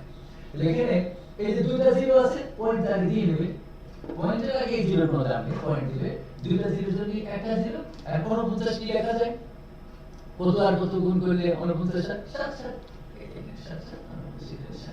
আচ্ছা যদি আমি এখানে 49 49 না দিয়ে 25 দিতাম, তাহলে এখানে 5 লিখতাম, 5 5 25। আচ্ছা যদি এখানে আমি 16 দিতাম, তাহলে 4 4। এইভাবে হলো তোমাদের এই জিনিসগুলো অ্যাকচুয়ালি অঙ্কের নিয়ম শিখতে হয়, অঙ্কের নিয়ম শিখতে যেগুলো বড় বড় সংখ্যা আমরা এই পয়েন্ট ছাড়াও ইন্টিজার হিসাবে, পূর্ণ সংখ্যা হিসাবে যদি আমার বর্গমূল বের করতে বলে, এগুলো আমি পরবর্তীতে ভিডিওতে এইভাবে অনেকগুলো অঙ্ক সংযোগ করে আস্তে আস্তে এগুলো শিখাবো। একদিন তো সব কিছু শেখা যায় না, তাহলে মাথা হট হয়ে যাবে। এখন আমি বোর্ডে তাহলে বোর্ড থেকে এখন স্ক্রিনে যাই, এই যে তোমরা দেখতে পাচ্ছ 6 নম্বর প্রশ্ন, তাহলে এর বর্গমূল হবে হলো 0.0007। আচ্ছা যদি এখানে 4টা 0 থাকতো, তাহলে আমার এখানে 2টা 0 থাকতো হতো, আর 49 এর বর্গমূল 7। এভাবে বিভিন্ন ভাবে বোঝা যায়। এটা তোমরা অবশ্যই বুঝতে পেরেছ। এখন আমি 7 নম্বর প্রশ্নটি একটি বোর্ডে আমি বুঝিয়ে দেব। এই 7 নম্বর প্রশ্নটি আমি বলি এখানে বিভিন্ন ভাবে আসতে পারে। ধরো x টু দি পাওয়ার 15 দিয়েছে, এখানে x টু দি পাওয়ার 51 দিলাম plus 1 by x to the power 51 সমান যদি 7 হয়, আচ্ছা আমি এখানে 7 না দিয়ে 5 দেই, 5 না দিয়ে 4 দেই, 4 না দিয়ে 3 দেই, 3 না দিয়ে 11 দেই, যে কোনো নাম্বার দিতে পারি। এটা আমি 7 দিয়েছি যে সবসময় 7 থাকবে তা না। সেজন্য আমি অনেকবার তোমাদের বলেছি যে এই নিয়ম শিখবে।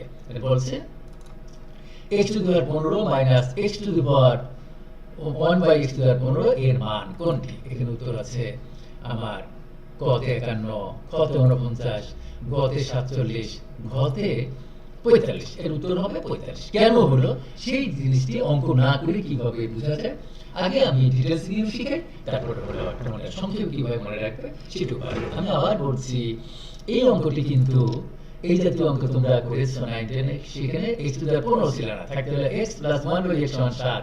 তাহলে এখানে দিতে x square plus 1 by x square মান কত, বা x কিউব মাইনাস বা 1 প্লাস 1 বাই x কিউবের মান কত।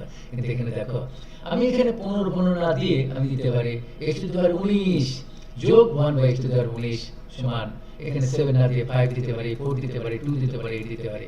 তাহলে x to the power 19 minus 1 by x to the power 19 এর মান নির্ণয় করা। আমি মনে দিতে পারি x to the power 99 minus 1 by x to the power 99 সমান 7 হলে বা 10 হলে বা 3 হলে x টু দি পাওয়ার 99 আমার এখানে দিয়ে দিলাম plus 1 by x to the power 99 এর মান কত। তাই এটি আমি সংক্ষেপে বুঝাবো, আগে ডিটেইলস নিয়ে শিখিয়ে দিই। আগে এখন যাই হলো বোর্ডে। তা বোর্ডে যাইতে হলে আমার এই যে 2 এটি দিতে হবে। আর বিশ্বাস তোমরা বোর্ডটা দেখতে পাচ্ছ? ওকে। তাহলে এখানে আমি আগে তোমাদের আলোচনা করতে চাই যে এই সূত্রটি তোমাদের আগে জানতে হবে। যদি a প্লাস b এর মান ধরে স্টার দেওয়া আছে, এই স্টার মানে হলো যাই থাক, 3 থাক, 2 থাক, 1 থাক, 5 থাক, 7 থাক, এটা কোনো ব্যাপার না, স্টার নাম দিয়েছি। ওটাকে কে দেয়, কে ওর খরচ নেই।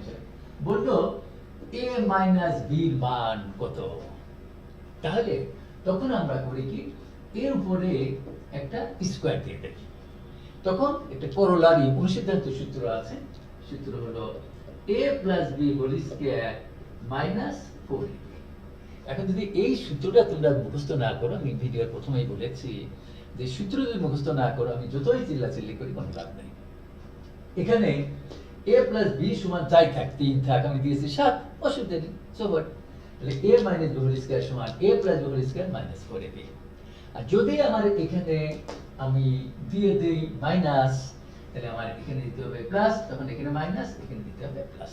তাহলে you have to remember a plus b whole square সমান সূত্র হলো a minus b whole square plus 4ab। তখন হলো এটিকে বলা হয় করোলারি। আমার এই অঙ্কটায় বলছে যে x টু দি পাওয়ার 15 যোগ 1 by x to the power 15 সমান 7। আমি আবার বলছি এখানে কিন্তু 7 না দিয়ে 4 দিতে পারি, 4 না দিয়ে 5 দিতে পারি, 3 দিতে পারি, যা ইচ্ছা দিতে পারি, 9 দিতে পারি, 12 দিতে পারি, 15 দিতে পারি, 7 আছে। আবার বলছে x to the power minus 1 by এত এর মান কত, হোয়াট ইজ দ্য ভ্যালু। এখন আমি অঙ্ক করার সময় এর উপরে আমি আগে স্কয়ার দিয়ে দেব। আমি আবার বলছি এখানে অঙ্কটা যদি x টু দি পাওয়ার 51 দেই plus 1 by x to the power 51 সমান 7, তাহলে x টু দি পাওয়ার 51 বিয়োগ 1 by x to the power 51 সমান হোয়াট। যেহেতু স্কয়ার দিয়ে আমি সূত্রটা তৈরি করে নিচ্ছি, এটাকে ভাগ করো a, এটাকে ভাগ করো b।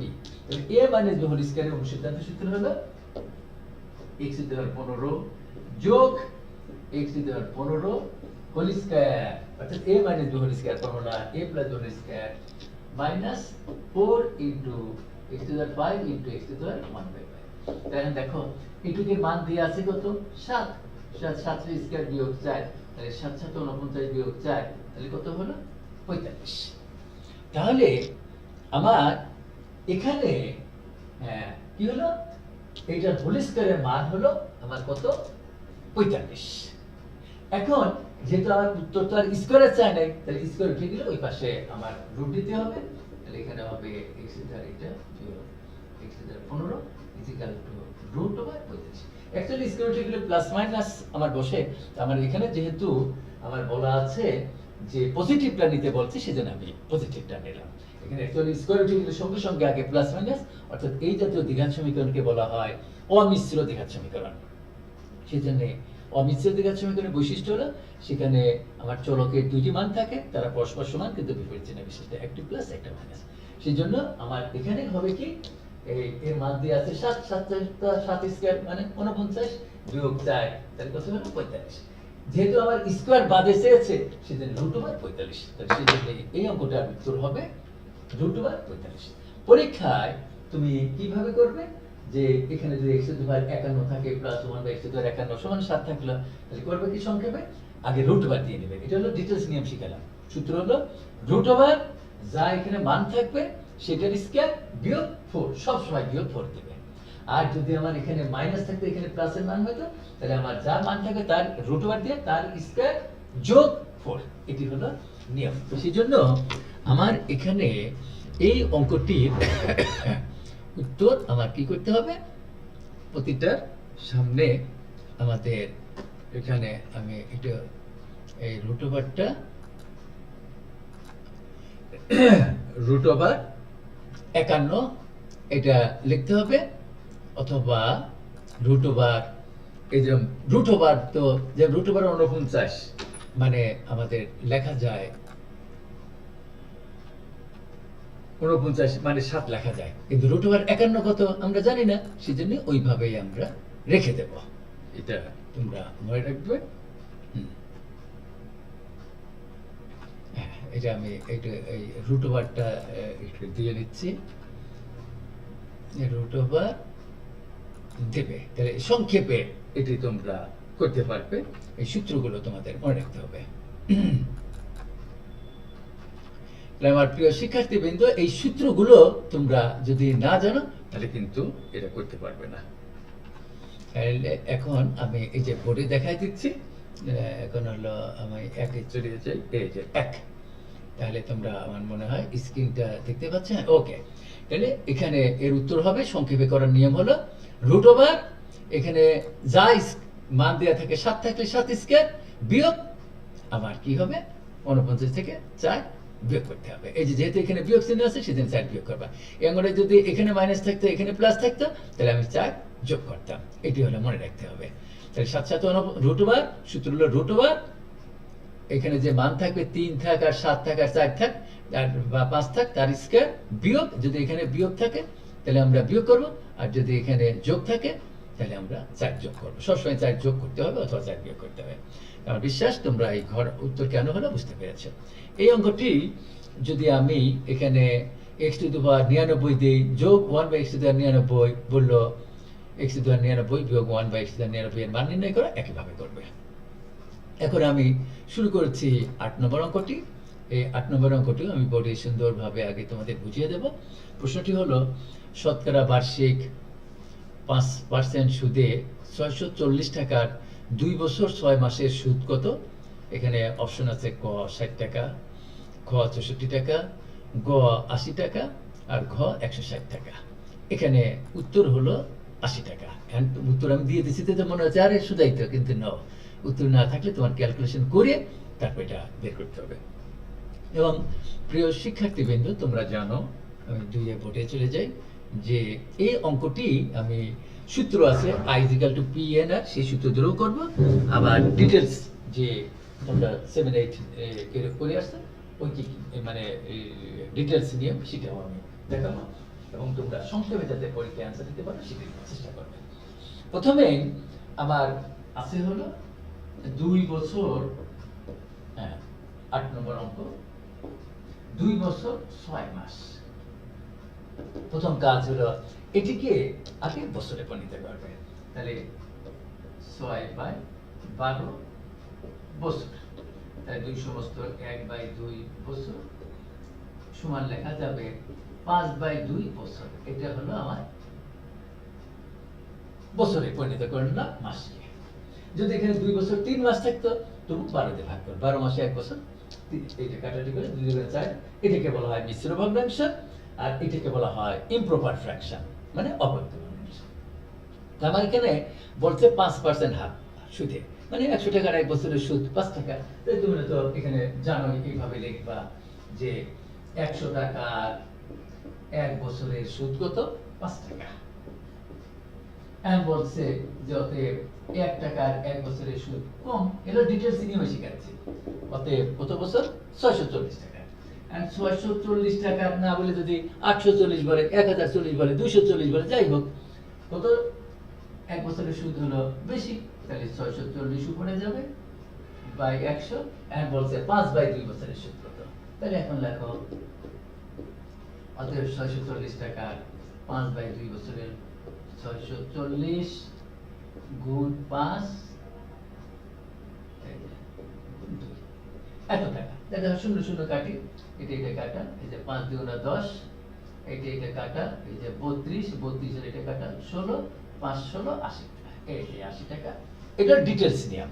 আমি বলছি না এটা হলো অঙ্ক শিখালাম, যে একজন শিক্ষার্থী ক্লাস 6 বা 7 বা 8 যখন অঙ্ক করবে তখন তারা এইভাবে করে এই 80 টাকা উত্তর সৃজনশীলে করে। বাট যে কোনো নিয়োগ সংক্রান্ত পরীক্ষা, যে প্রাথমিক শিক্ষক নিয়োগে হাজার হাজার শিক্ষক নেবে বা বিসিএস এই অঙ্কগুলোই থাকে, শুধু ডিজিট চেঞ্জ করে দেবে। এখানে রেট 5% না দিয়ে 8% দিয়ে দিল, এখানে 640 টাকা না দিয়ে 840 টাকা দিয়ে দিল বা 200 টাকা দিয়ে দিল। তাই এই অঙ্কগুলো আমরা এই যে 80 টাকা, এটা একটা সংক্ষেপ করা যায়। সূত্রটি তোমরা লিখে নাও, I is equal to PNR। এই সূত্রটি আমি চাই যে আমার প্রিয় শিক্ষার্থীবৃন্দ বা পরীক্ষার্থীবৃন্দ তোমরা তুতাপাখির মতো বুঝতে পারবে। I is equal to PNR। I হলো ইন্টারেস্ট অর্থাৎ মুনাফা মানে সুদ, P হলো প্রিন্সিপাল মানে প্রিন্সিপাল মানে মূলধন ক্যাপিটাল, N হলো আমার ইয়ার বছর টাইম, আর R হলো রেট। এবং এই R মানেই হলো সমান S/100। এটি তোমরা মনে রাখবে। যে আমি বললাম শতকরা 5 টাকা হারে, তাহলে আমার এই S মানে হলো 5 আর 100 ওই যে হার পার্সেন্টেজ বা শতকরা থাকলে আমার এখানে 100 লিখতে হবে। অনেকে এই R মানে এই S/100 এটা মনে রাখবে। S এর মান কত? S এর মান কিন্তু 5 টাকা, এটা মনে রাখবে। তাহলে P এর মান আমার দেয়া আছে কত? 640। এই যে 640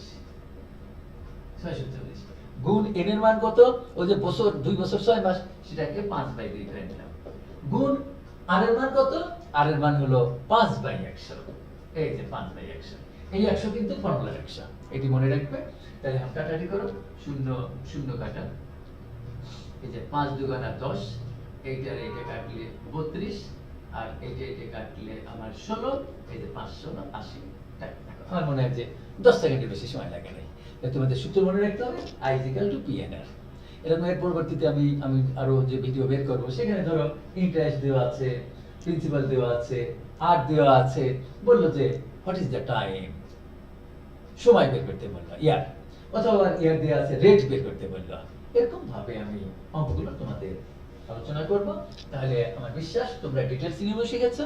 আর সংক্ষেপে কিভাবে এই প্রশ্নটি অ্যান্সার দেওয়া যায় সেটাও আমি তোমাদের আলোচনা করলাম। এটি তোমরা মনে রাখবে।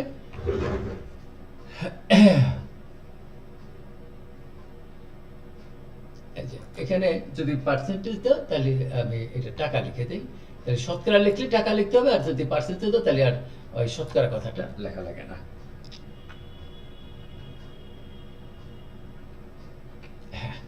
তাহলে ওকে, এখন আমি তোমাদের এইটার যে সংক্ষেপে বুঝাই দিলাম, এটি তোমরা মনে রাখবে।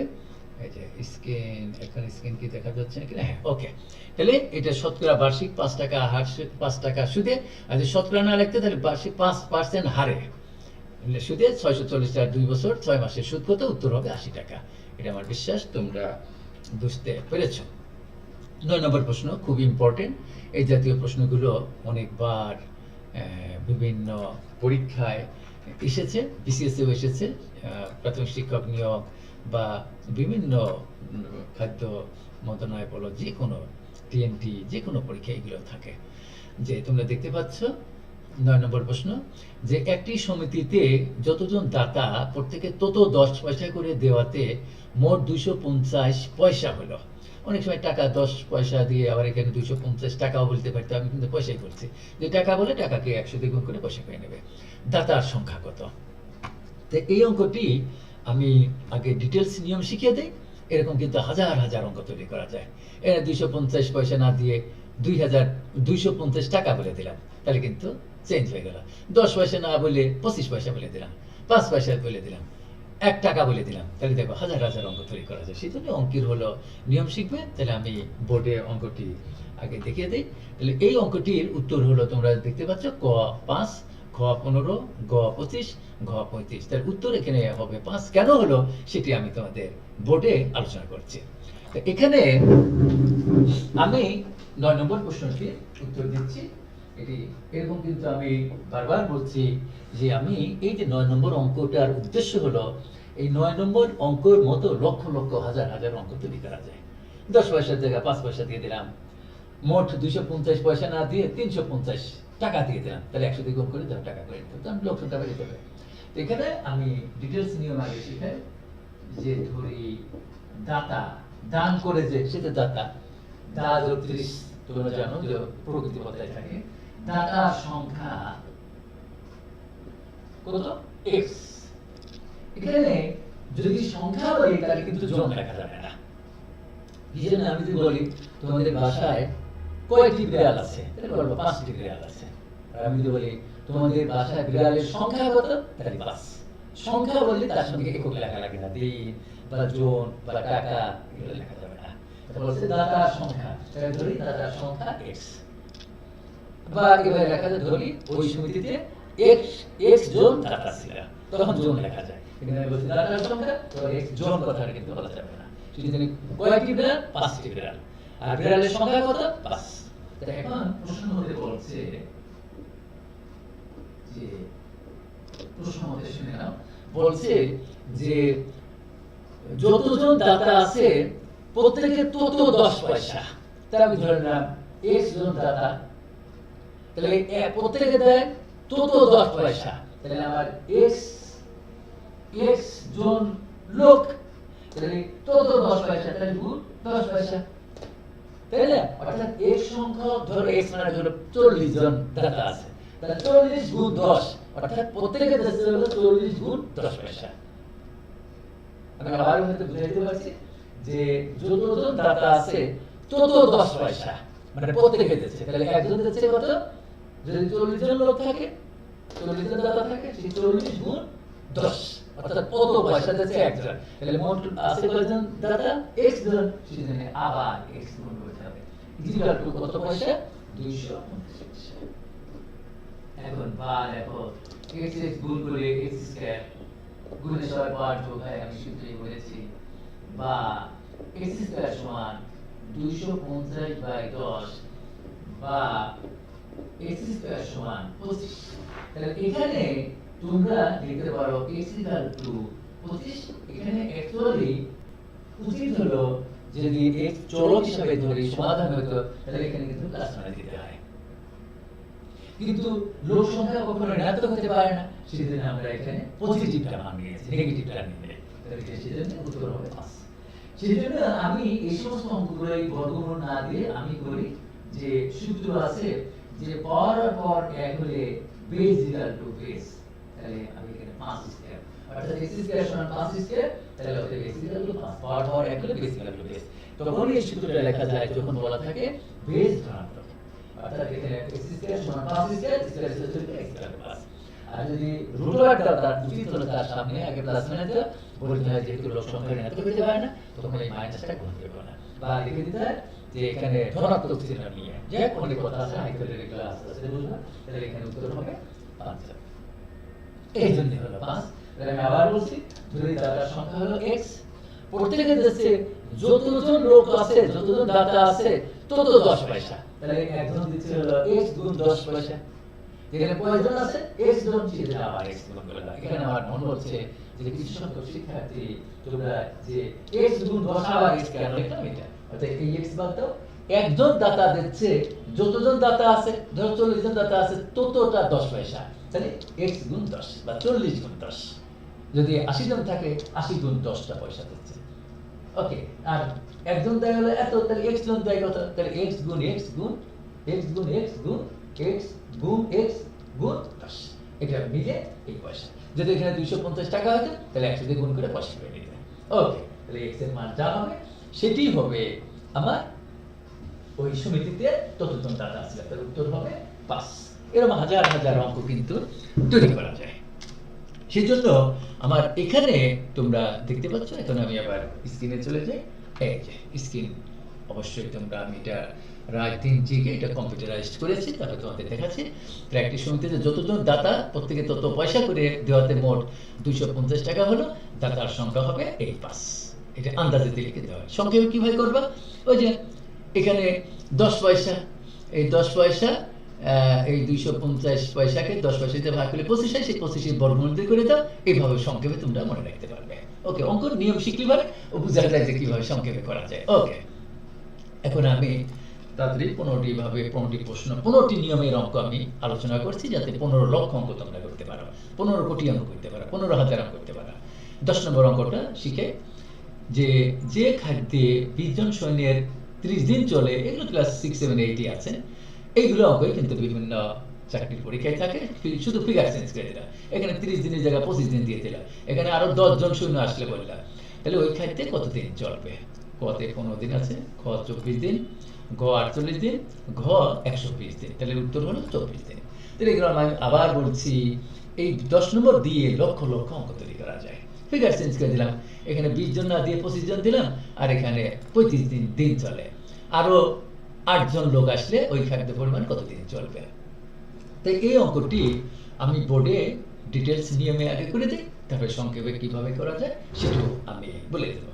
ওকে, আবার অঙ্কটি এরকম হইতে পারে, আরো 5 জন সৈন্য না আসে বললো যে তাহলে 35 জন সৈন্যর ওই খাদ্য কতদিন চলবে, এরকম ভাবে প্রশ্ন আসে। এটা তোমরা মনে রাখবে। এখন তোমরা 10 নম্বর অঙ্কটি আমি বোর্ডে বুঝিয়ে দিয়ে রাখি, তাহলে 2, এই যে এখন তোমরা বোর্ড দেখতে পাচ্ছ। আমি ডিটেলস নিয়মে আগে করি, তারপরে সংক্ষেপে দেখো। 10 নম্বর অঙ্কটি, এই অঙ্কগুলো কিন্তু প্রাথমিক শিক্ষক নিয়োগ যে সামনে পরীক্ষা আছে সেই পরীক্ষায় দেওয়ার সম্ভাবনা আছে। আমার 20 জন আছে, 5 জন লোক আসলে, তাহলে আমার 5 জন লোক আসার লোক সংখ্যা কত হলো? 20 যোগ 5 এতজন সমান 25 জন। তাহলে আমার করতে হবে কি, এটা সিম্পল জিনিস, যে 20 জনের খাদ্য আছে কতজন, কতদিন চলে? 30 দিন চলে। তাহলে অতএব একজন লোকের চলে হলো বেশি, কিন্তু এখানে গুণ হয় কেন, তো জানো তোমরা, কাজের অঙ্কে গুণ হয়, যে বা দিনের অঙ্কে, যে কিন্তু 20টি কলমের দাম যদি 30 টাকা হয়, তাহলে একটি কলমের দাম তখন কিন্তু ভাগ হয়ে যেত, কিন্তু এই কাজের অঙ্কে দিনের বেলা জানো জনের অঙ্কে গুণ হয়। অতএব এই 25 জন লোকের কত হবে? 30 গুণ 20 বাই 25, কাটাটি করো, এখানে আমি কাটি, 5 5 কত 25, আর 5 6 30, এটা কাটো 4, তাহলে এখানে উত্তর হবে 24 দিন। এই দেখো আমার উত্তর 24 দিন হয়ে গেল। তো এটা হলো ডিটেলস নিয়ম। এই অঙ্কটি আমি আবার তোমাদের সংক্ষেপে করে দিচ্ছি, যে তোমরা মনে রাখবা MD সমান M2 D2, এই সূত্রটি তোমরা মনে রাখবে। আমি আবার বলছি, ম্যান M আর D হলো দিন, নাম্বার অফ ম্যান মানে লোকের সংখ্যা, ইনটু নাম্বার অফ ডেজ মানে দিনের সংখ্যা, অর্থাৎ M1 D1 সমান M2 D2।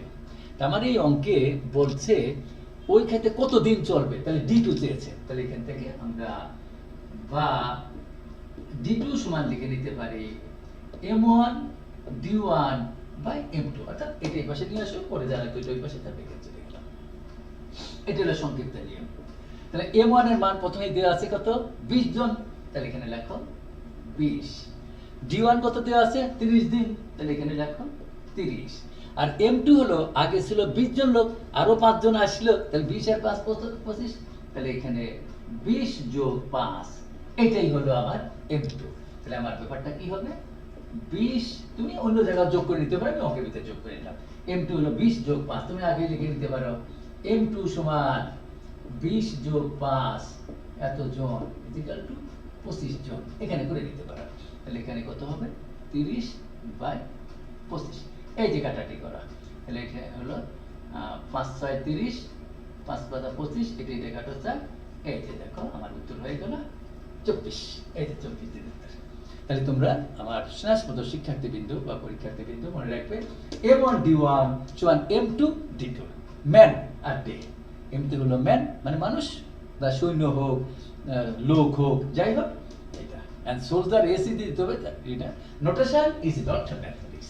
যে কোনো চিহ্ন দিয়ে তোমরা অঙ্ক করতে পারো, এটা অসুবিধা নেই। এই সূত্র দিয়ে করলে দেখো অঙ্কটি কত সংক্ষেপে এই অঙ্কটি আমি তোমাদের করে ফেললাম। সেজন্য তোমরা অঙ্কের নিয়ম শিখবে এখন যে বোর্ডে। এই যে তাহলে আমি এই অঙ্কটি ডিটেলস নিয়মেও করা যায়, আবার এই সংক্ষেপে M1 D1 সমান M2 D2। আচ্ছা, যদি এখানে আরো 5 জন সৈন্য না আসে বলতো যে তাহলে 35 জন সৈন্যের কত দিন চলে, তাহলে আমার M2 মানে 35 হতো, তাহলে আর যোগ করে নিতাম না। ওকে, তাহলে এখানে উত্তর হবে 24 দিন। 11 নম্বর প্রশ্নটির উত্তর আমি তাড়াতাড়ি দিয়ে শেষ করে দেবো, অনেক রাত হয়ে গেছে, 11:30 বেজে গেছে। এরকম হাজার হাজার অঙ্ক, এই যে এভারেজ গড়, এই অঙ্কগুলো আমরা তৈরি করতে পারি। 100 জন শিক্ষার্থীর গণিতের গড় নম্বর 70, গড় মানে তো জানো এভারেজ। এদের মধ্যে 60 জন ছাত্রীর গড় নম্বর 75 হলে ছাত্রদের গড় নম্বর কত? 4টি উত্তর আছে, এটিও একবার বিসিএস পরীক্ষায় এসেছে, বাংলাদেশ সিভিল সার্ভিস BCS। এখানে এই অঙ্কটি আমি বোর্ডে করে বুঝাই দিই যে উত্তর 62.5, 61.5, 60.5, 55.5, এর উত্তর হবে 62.5। যেহেতু দুইটা উত্তর আছে, কিন্তু পরীক্ষার হলে তার দুটা ফুটা দেওয়া থাকবে না, তোমার অঙ্ক করে চট করে অ্যান্সার দিতে হবে। তাহলে আমি 11 নম্বর প্রশ্নটি বোর্ডে দেখিয়ে দিচ্ছি। এভাবে আজকে আমি তোমাদের 15টি প্রশ্নের এই উত্তর দিচ্ছি, আবার এরপরে আবার এরকম 20টি বা 25টি বা 30টি প্রশ্ন, এইভাবে বিভিন্ন ধরনের প্রশ্ন সংযোজন করে আমি তোমাদের আলোচনা করব। এভাবে আমার বিশ্বাস, এভাবে অঙ্ক যদি তোমরা শিখো, যে অঙ্কই আসুক না কেন তোমরা অ্যান্সার দিতে পারবে। 11 নম্বর প্রশ্নটি আমার এখানে আছে, বোর্ড কি অবশ্যই দেখতে পাচ্ছ কিনা বোর্ডে, হ্যাঁ, যে 100 জন শিক্ষার্থীর গণিতের গড়। তাহলে 100 জন শিক্ষার্থীর গণিতের গড়, শিক্ষার্থী মানে সেখানে ছাত্রছাত্রী উভয়ই আছে, তার গড় হলো 70 নম্বর।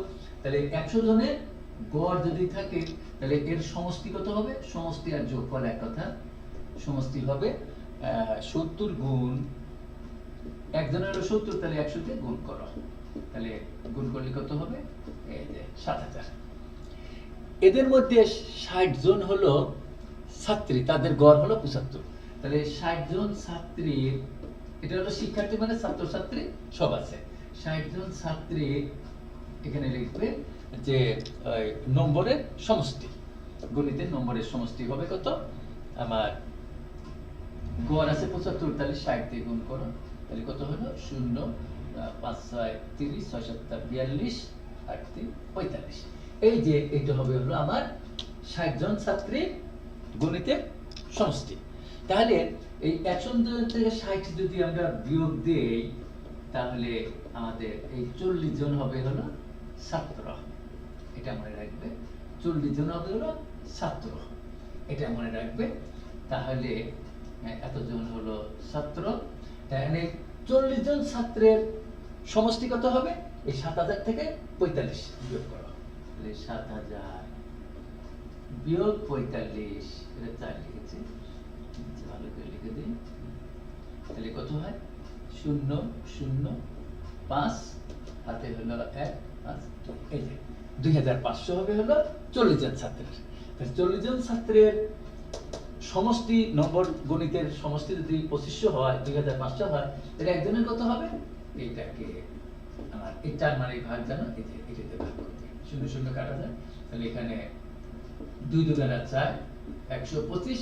125 কে যদি 2 দিয়ে ভাগ করো, 6 2 গুণা 12, তাহলে 2 2 গুণা 4, এই যে 62.5। এইভাবে আমরা এই অঙ্কটি করে আমাদের গড় বের করতে হবে। খুব ইম্পর্টেন্ট অঙ্ক, এইগুলো অঙ্ক পরীক্ষায় থাকে। সুতরাং এই অঙ্কটির উত্তর হবে, তোমরা দেখতে পাচ্ছ যে বোর্ডে আমি আলোচনা করলাম, এখন এটা এই যে স্ক্রিনে দেখো, এই যে, সেজন্য উত্তর হবে 62.5। 5। এগুলো কিছু কিছু অঙ্ক 5 সেকেন্ড 10 সেকেন্ডে করা যাবে, কিছু কিছু অঙ্ক এইভাবে রাফ করে নিতে হবে তোমাদের প্রশ্নপত্রে, তারপরে ওই বৃত্তটা যথাযথ বৃত্ত ভরাট করতে হবে, এগুলো রাফ করে নিয়ে মিনিমাম 1 মিনিট লেগে যেতে পারে। কিন্তু কিছু কিছু প্রশ্ন তোমার 5 সেকেন্ড 10 সেকেন্ড 15 সেকেন্ডে অ্যান্সার দিতে হবে, সেখান থেকে সময় বাঁচিয়ে অন্য প্রশ্নে অ্যান্সার দিতে হবে। 12 নম্বর প্রশ্নটি হলো 8aq প্লাস 27bq রাশিটির উৎপাদকের বিশ্লেষণ কত। দেখো এখানে আমার 4টি উত্তর আছে, 4টি প্রায় একই রকম দেখতে, এখন যদি এগুলো আন্দাজে উত্তর দেওয়া কিন্তু হবে না। সেই জন্য তোমার অ্যাকুরেট যে নিয়ম সেটি যদি জানা থাকে তাহলে একজন শিক্ষার্থীটা মুখে মুখে 5 সেকেন্ডের ভিতরে উত্তর বলে দিতে পারবে যে উত্তর খ, যেহেতু 2টা ডট। এটা কেন হলো, কিভাবে হলো, সেটি আমি আমার স্নাতক শিক্ষার্থীদের শিখাইতে চাই। তা আমি বোর্ডে শিখিয়ে দিই। এটা হলো উৎপাদকের সূত্র, তোমাদের জানতে হবে। এরকম হাজার হাজার অঙ্ক বিসিএসএ বা প্রাথমিক শিক্ষক নিয়োগ পরীক্ষা ইতিপূর্বে এসেছে। সূত্র হলো a cube plus b cube সমান লেখা যায় a plus b into a square, এই যে মাইনাস ab প্লাস স্কয়ার। এটাকে বলা হয় উৎপাদকের সূত্র। আর যদি আমি a প্লাস b এর মান দিতাম, a b এর মান দিতাম, সেটি হলো করোলারি বা অনুসিদ্ধান্ত সূত্র আছে, সেটি আমি তো আমার ভিডিওতে প্রথমে দেখেছি। a কিউব প্লাস b কিউবের অনুসিদ্ধান্ত সূত্র বা করোলারি হচ্ছে a plus b whole cube minus 3ab into a plus b। But আমার এখানে চেয়েছে উৎপাদক। দেখেন আমার আছে কি 8a cube plus 27b cube, বলছে এর উৎপাদক কোনটা মনে মনে করে ফেলতে হবে 5 সেকেন্ডের ভিতরে। ডিটেইলস যদি করতে চাও তাহলে শেষ, কিন্তু আগে একজন শিক্ষার্থী যদি সে ডিটেইলস নিয়মটা শেখে তাহলে সে সংক্ষেপে তার উত্তর কোনটা জানতে পারবে। তাহলে এখানে আগে লেখো 2a cube plus 3b cube. তাহলে এখানে a মানেই হলো 2a আর b মানেই হলো 3b। যদি আমি এখানে 27 না দিয়ে 64 দিতাম তাহলে 4b কিউব দিতাম, 4 কিউব করলে 64 হয়। আমি যদি এখানে দিতাম যে 125, দেখো লক্ষ লক্ষ অঙ্ক তৈরি করা যায়।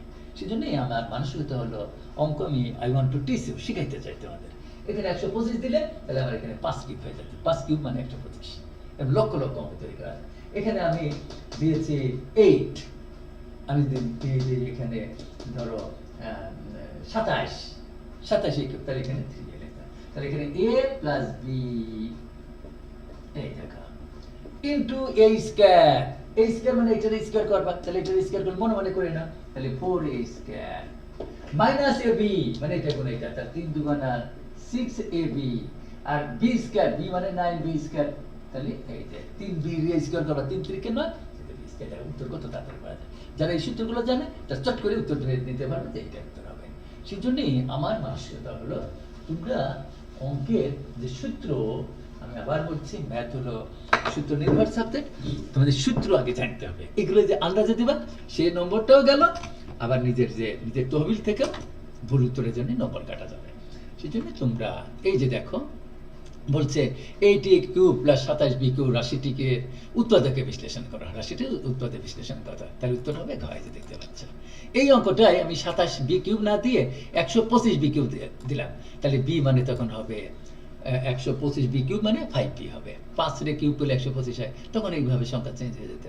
এইভাবে তোমাদের শিখতে হবে অঙ্কগুলো। আমার মানুষত্ব হলো অঙ্ক শিখানো।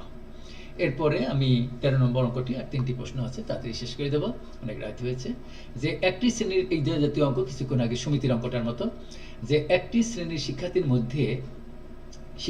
মধ্যে 3600 তো বলা যাবে না, 3600 বলতে হবে, চকলেট বিতরণ করা হলো, তাহলে হাজারের অস্তিত্ব থাকার জন্য প্রত্যেক শিক্ষার্থী শ্রেণীর মোট শিক্ষার্থীর সংখ্যার 4 গুণ পরিমাণ পেলে শিক্ষার্থীর সংখ্যা কত। ঠিক ওই সমিতির অঙ্কটার মতো। এর উত্তর আছে ক 30, খ 36, গ 900, ঘ 1200। উত্তর হবে 30। কেন হলো? অঙ্ক না করেই যারা এক্সপার্ট তারা বুঝতে পারবে। আর অঙ্কটি কিভাবে হলো সেটি আমি প্রকৃত নিয়মটাকে বলি। তাহলে তোমরা বোর্ডে দেখো, এই যে বোর্ডে 2 দেওয়া মানে হলো বোর্ডে চলে যায়, আর 1 মানে হলো আমি এরকম সফটওয়্যারটা তৈরি করে নিয়েছি, 1 মানে হলো স্ক্রিনে দেখা যায়। তাহলে আমি বোর্ডে অঙ্কটাকে করে দেখো। আমি ধরে নিলাম 13 নম্বর অঙ্কটি যে শিক্ষার্থীর সংখ্যা, আমি ধরি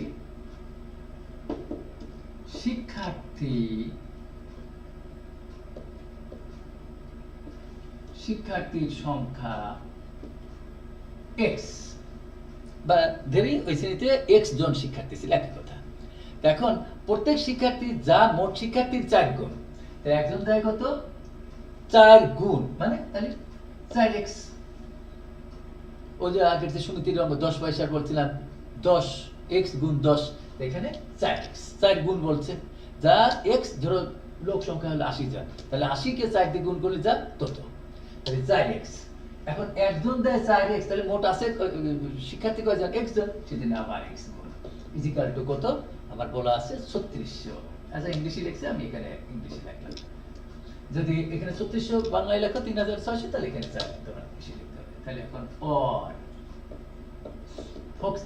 4x স্কয়ার সমান এটা, তাহলে অর x স্কয়ার এর ডিটেইলস নিয়ে আর সংক্ষেপে কিভাবে করবা সেটাও আমি বলে দিচ্ছি।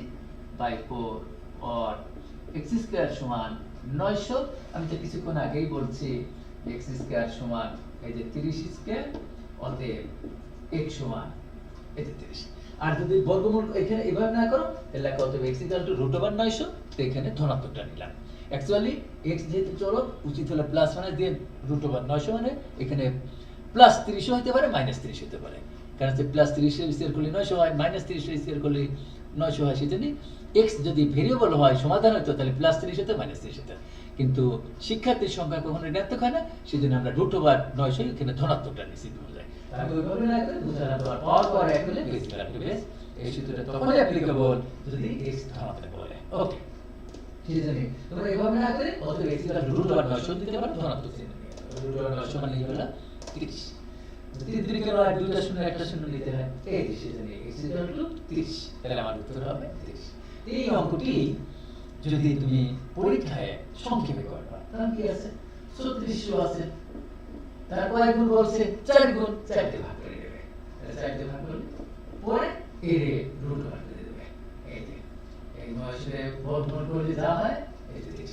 3 থেকে তোমরা দুটো শূন্যের জন্য একটা শূন্য নিতে হয়, চারটা শূন্যের জন্য অর্ধেক হয়ে যায়, দুটো শূন্য নিতে হয়, এইভাবে সংক্ষেপে পড়া যায়। সেজন্যই কোনো শিক্ষার্থী যদি আগে প্রকৃত নিয়মটা শেখে তাহলে এখানে 4 গুণের জায়গায় আমি 3 গুণ দিতে পারি, 3 গুণের জায়গায় আমি 5 গুণ দিতে পারি, 6 গুণ দিতে পারি, 7 গুণ দিতে পারি, এইভাবে হলো অঙ্ক তোমাদের নিয়ম শিখতে হবে। ওকে, অনেক রাত হয়ে গেছে, আমি তাকে শেষ করে দেই। সেজন্য প্রিয় শিক্ষার্থীবৃন্দ, এই অঙ্কটার উত্তর হবে আমার 30 জন। সেজন্য অঙ্ক শিখবে। আচ্ছা 14 নম্বর আর 15 নম্বর এটা করে শেষ করবো। এই 14 নম্বর প্রশ্নটি একবার বিসিএস এসেছিল যে x⁴ - 3x - 2 কে x + 1 দ্বারা ভাগ করলে ভাগশেষ কত হবে, এটাও আমি বোর্ডে তাড়াতাড়ি দেখে শেষ করে দেই, অনেক রাত হয়েছে।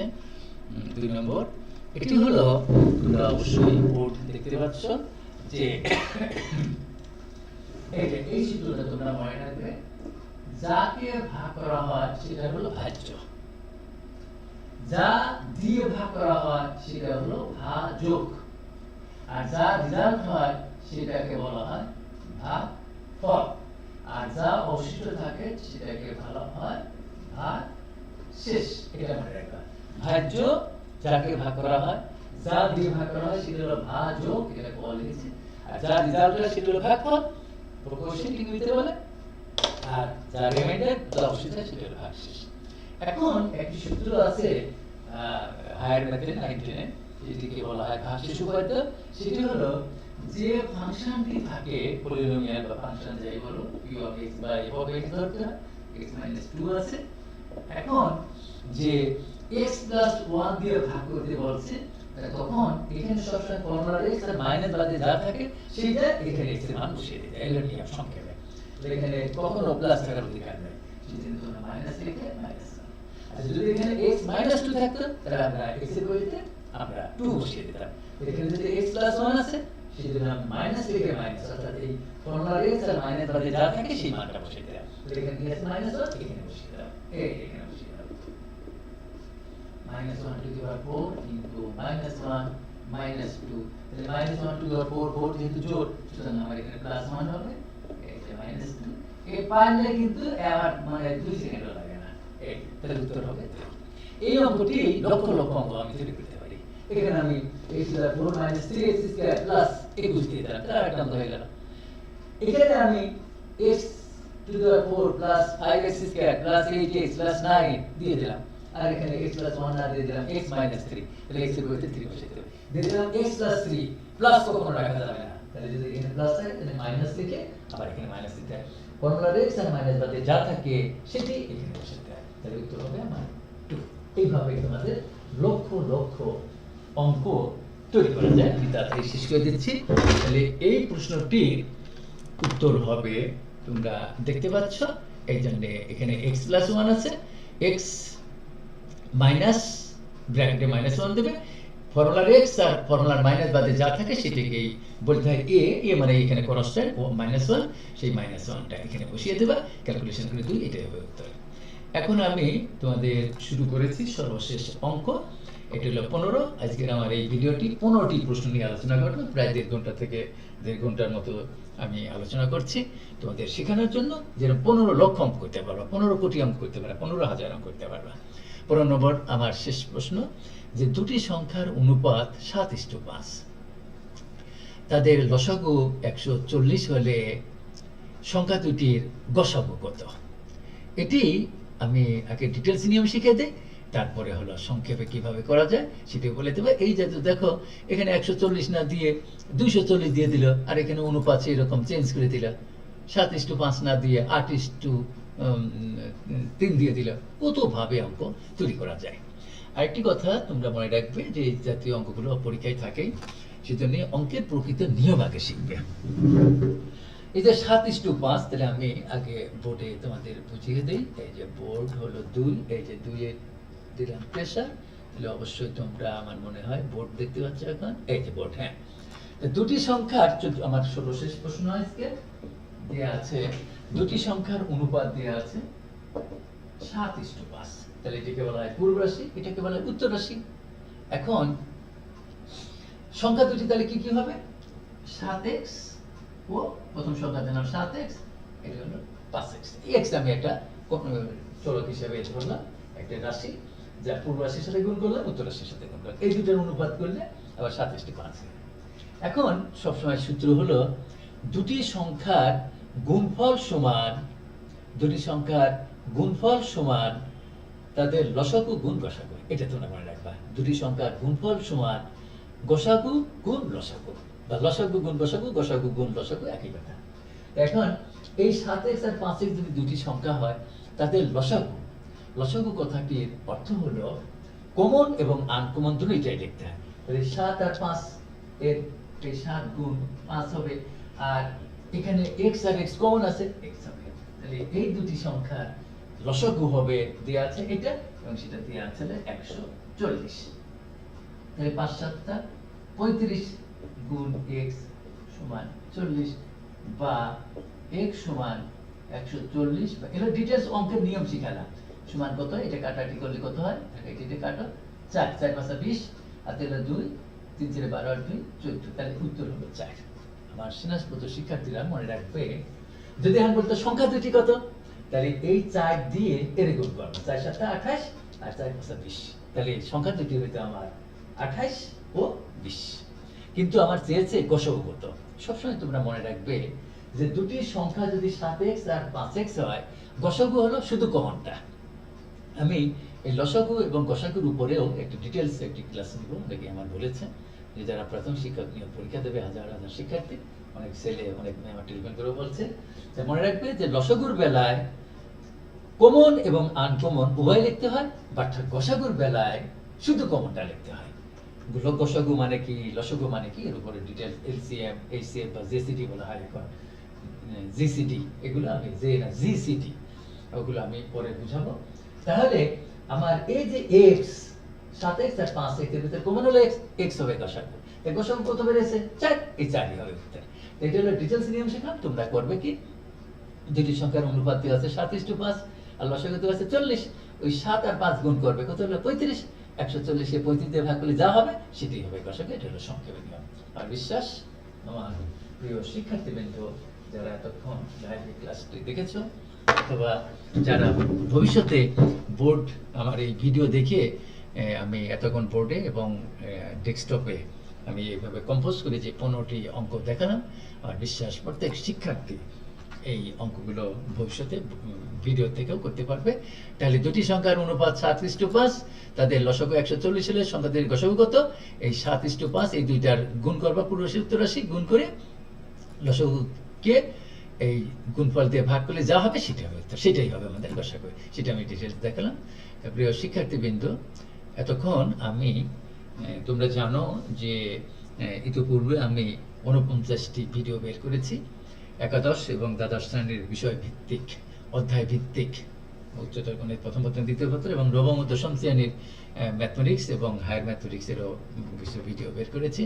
এবং অনেক শিক্ষার্থী বলছে যে বিসিএস যারা পরীক্ষা দেয় অথবা যারা সামনে বেশ কিছু শিক্ষক নিয়োগ করা হবে, প্রাথমিক শিক্ষক নিয়োগে, সেজন্য আমি এই ভিডিওটি বের করলাম। এর পরবর্তীতেও আমি ধারাবাহিকভাবে আজকে যে 15টি প্রশ্ন অঙ্ক নিয়ে আলোচনা করলাম, সামনের দিন দেখবে যে 16টি প্রশ্ন এইটার ভিন্ন আবার, অর্থাৎ ডিজিট তো সংখ্যা চেঞ্জ থাকবেই, সংখ্যাগুলো চেঞ্জ করবো, অঙ্কগুলো, এবং আরও নিয়মও ভিন্ন। সুতরাং এইভাবে তোমরা এই ভিডিওগুলো দেখো, আর বিশ্বাস তোমাদের উপকার হবে, এবং নিয়ম শিখলে যে কোনো অঙ্ক তোমরা করতে পারবে। এই ভিডিওটি কিছুক্ষণের মধ্যেই মাহি এডুকেয়ার হেল্পলাইন ইউটিউবে প্রকাশ করা হবে। আমি আবারও তোমাদের বলছি, I pray to almighty Allah for your bright life, যে অঙ্কের নিয়ম শিখবে। নিয়ম না শিখলে এই যে ক্ষুদ্রতম সংখ্যা, বৃহত্তম সংখ্যা আর অঙ্ক আর সংখ্যা কিন্তু এক কথা না। আমি এই কথাটি অনেকবার বলেছি, আমার প্রথম ভিডিওতে আছে দেখো, যে বিসিএস সংক্রান্ত আমি আগে একটা প্রথম যে ক্লাসটা নিয়েছি, BCS mathematics preparation and competitive exams part 1, সেখানে দেখবে যে অঙ্ক কাকে বলে, সংখ্যা কাকে বলে, জিরোর কি আমরা জিরো কি ধরনের সংখ্যা, তারপরে মৌলিক সংখ্যা কাকে বলে, কৃত্রিম সংখ্যা কাকে বলে, সহমৌলিক সংখ্যা কাকে বলে, মূলদ সংখ্যা কাকে বলে, অমূলদ সংখ্যা কাকে বলে, এগুলো সংখ্যা আছে। তা আমি এই দিয়ে আমার এই ভিডিওটি হলো 50তম ভিডিও, 50 নম্বর ভিডিও প্রকাশ করতে যাচ্ছি। এই ভিডিওটি কিছুক্ষণের মধ্যেই মাহি এডুকেয়ার হেল্পলাইনে প্রকাশ করা হবে, এবং ভিডিওটি যদি তোমরা ভালো লাগে তাহলে অবশ্যই সাবস্ক্রাইব করবে আমাকে উৎসাহ উদ্দীপনা দেওয়ার জন্য। আমি ভবিষ্যতে আরও ভিডিও বের করবো, যাতে তোমরা এই লিঙ্কটি সহজেই সাবস্ক্রাইব করলে লিঙ্ক পেয়ে যাবে।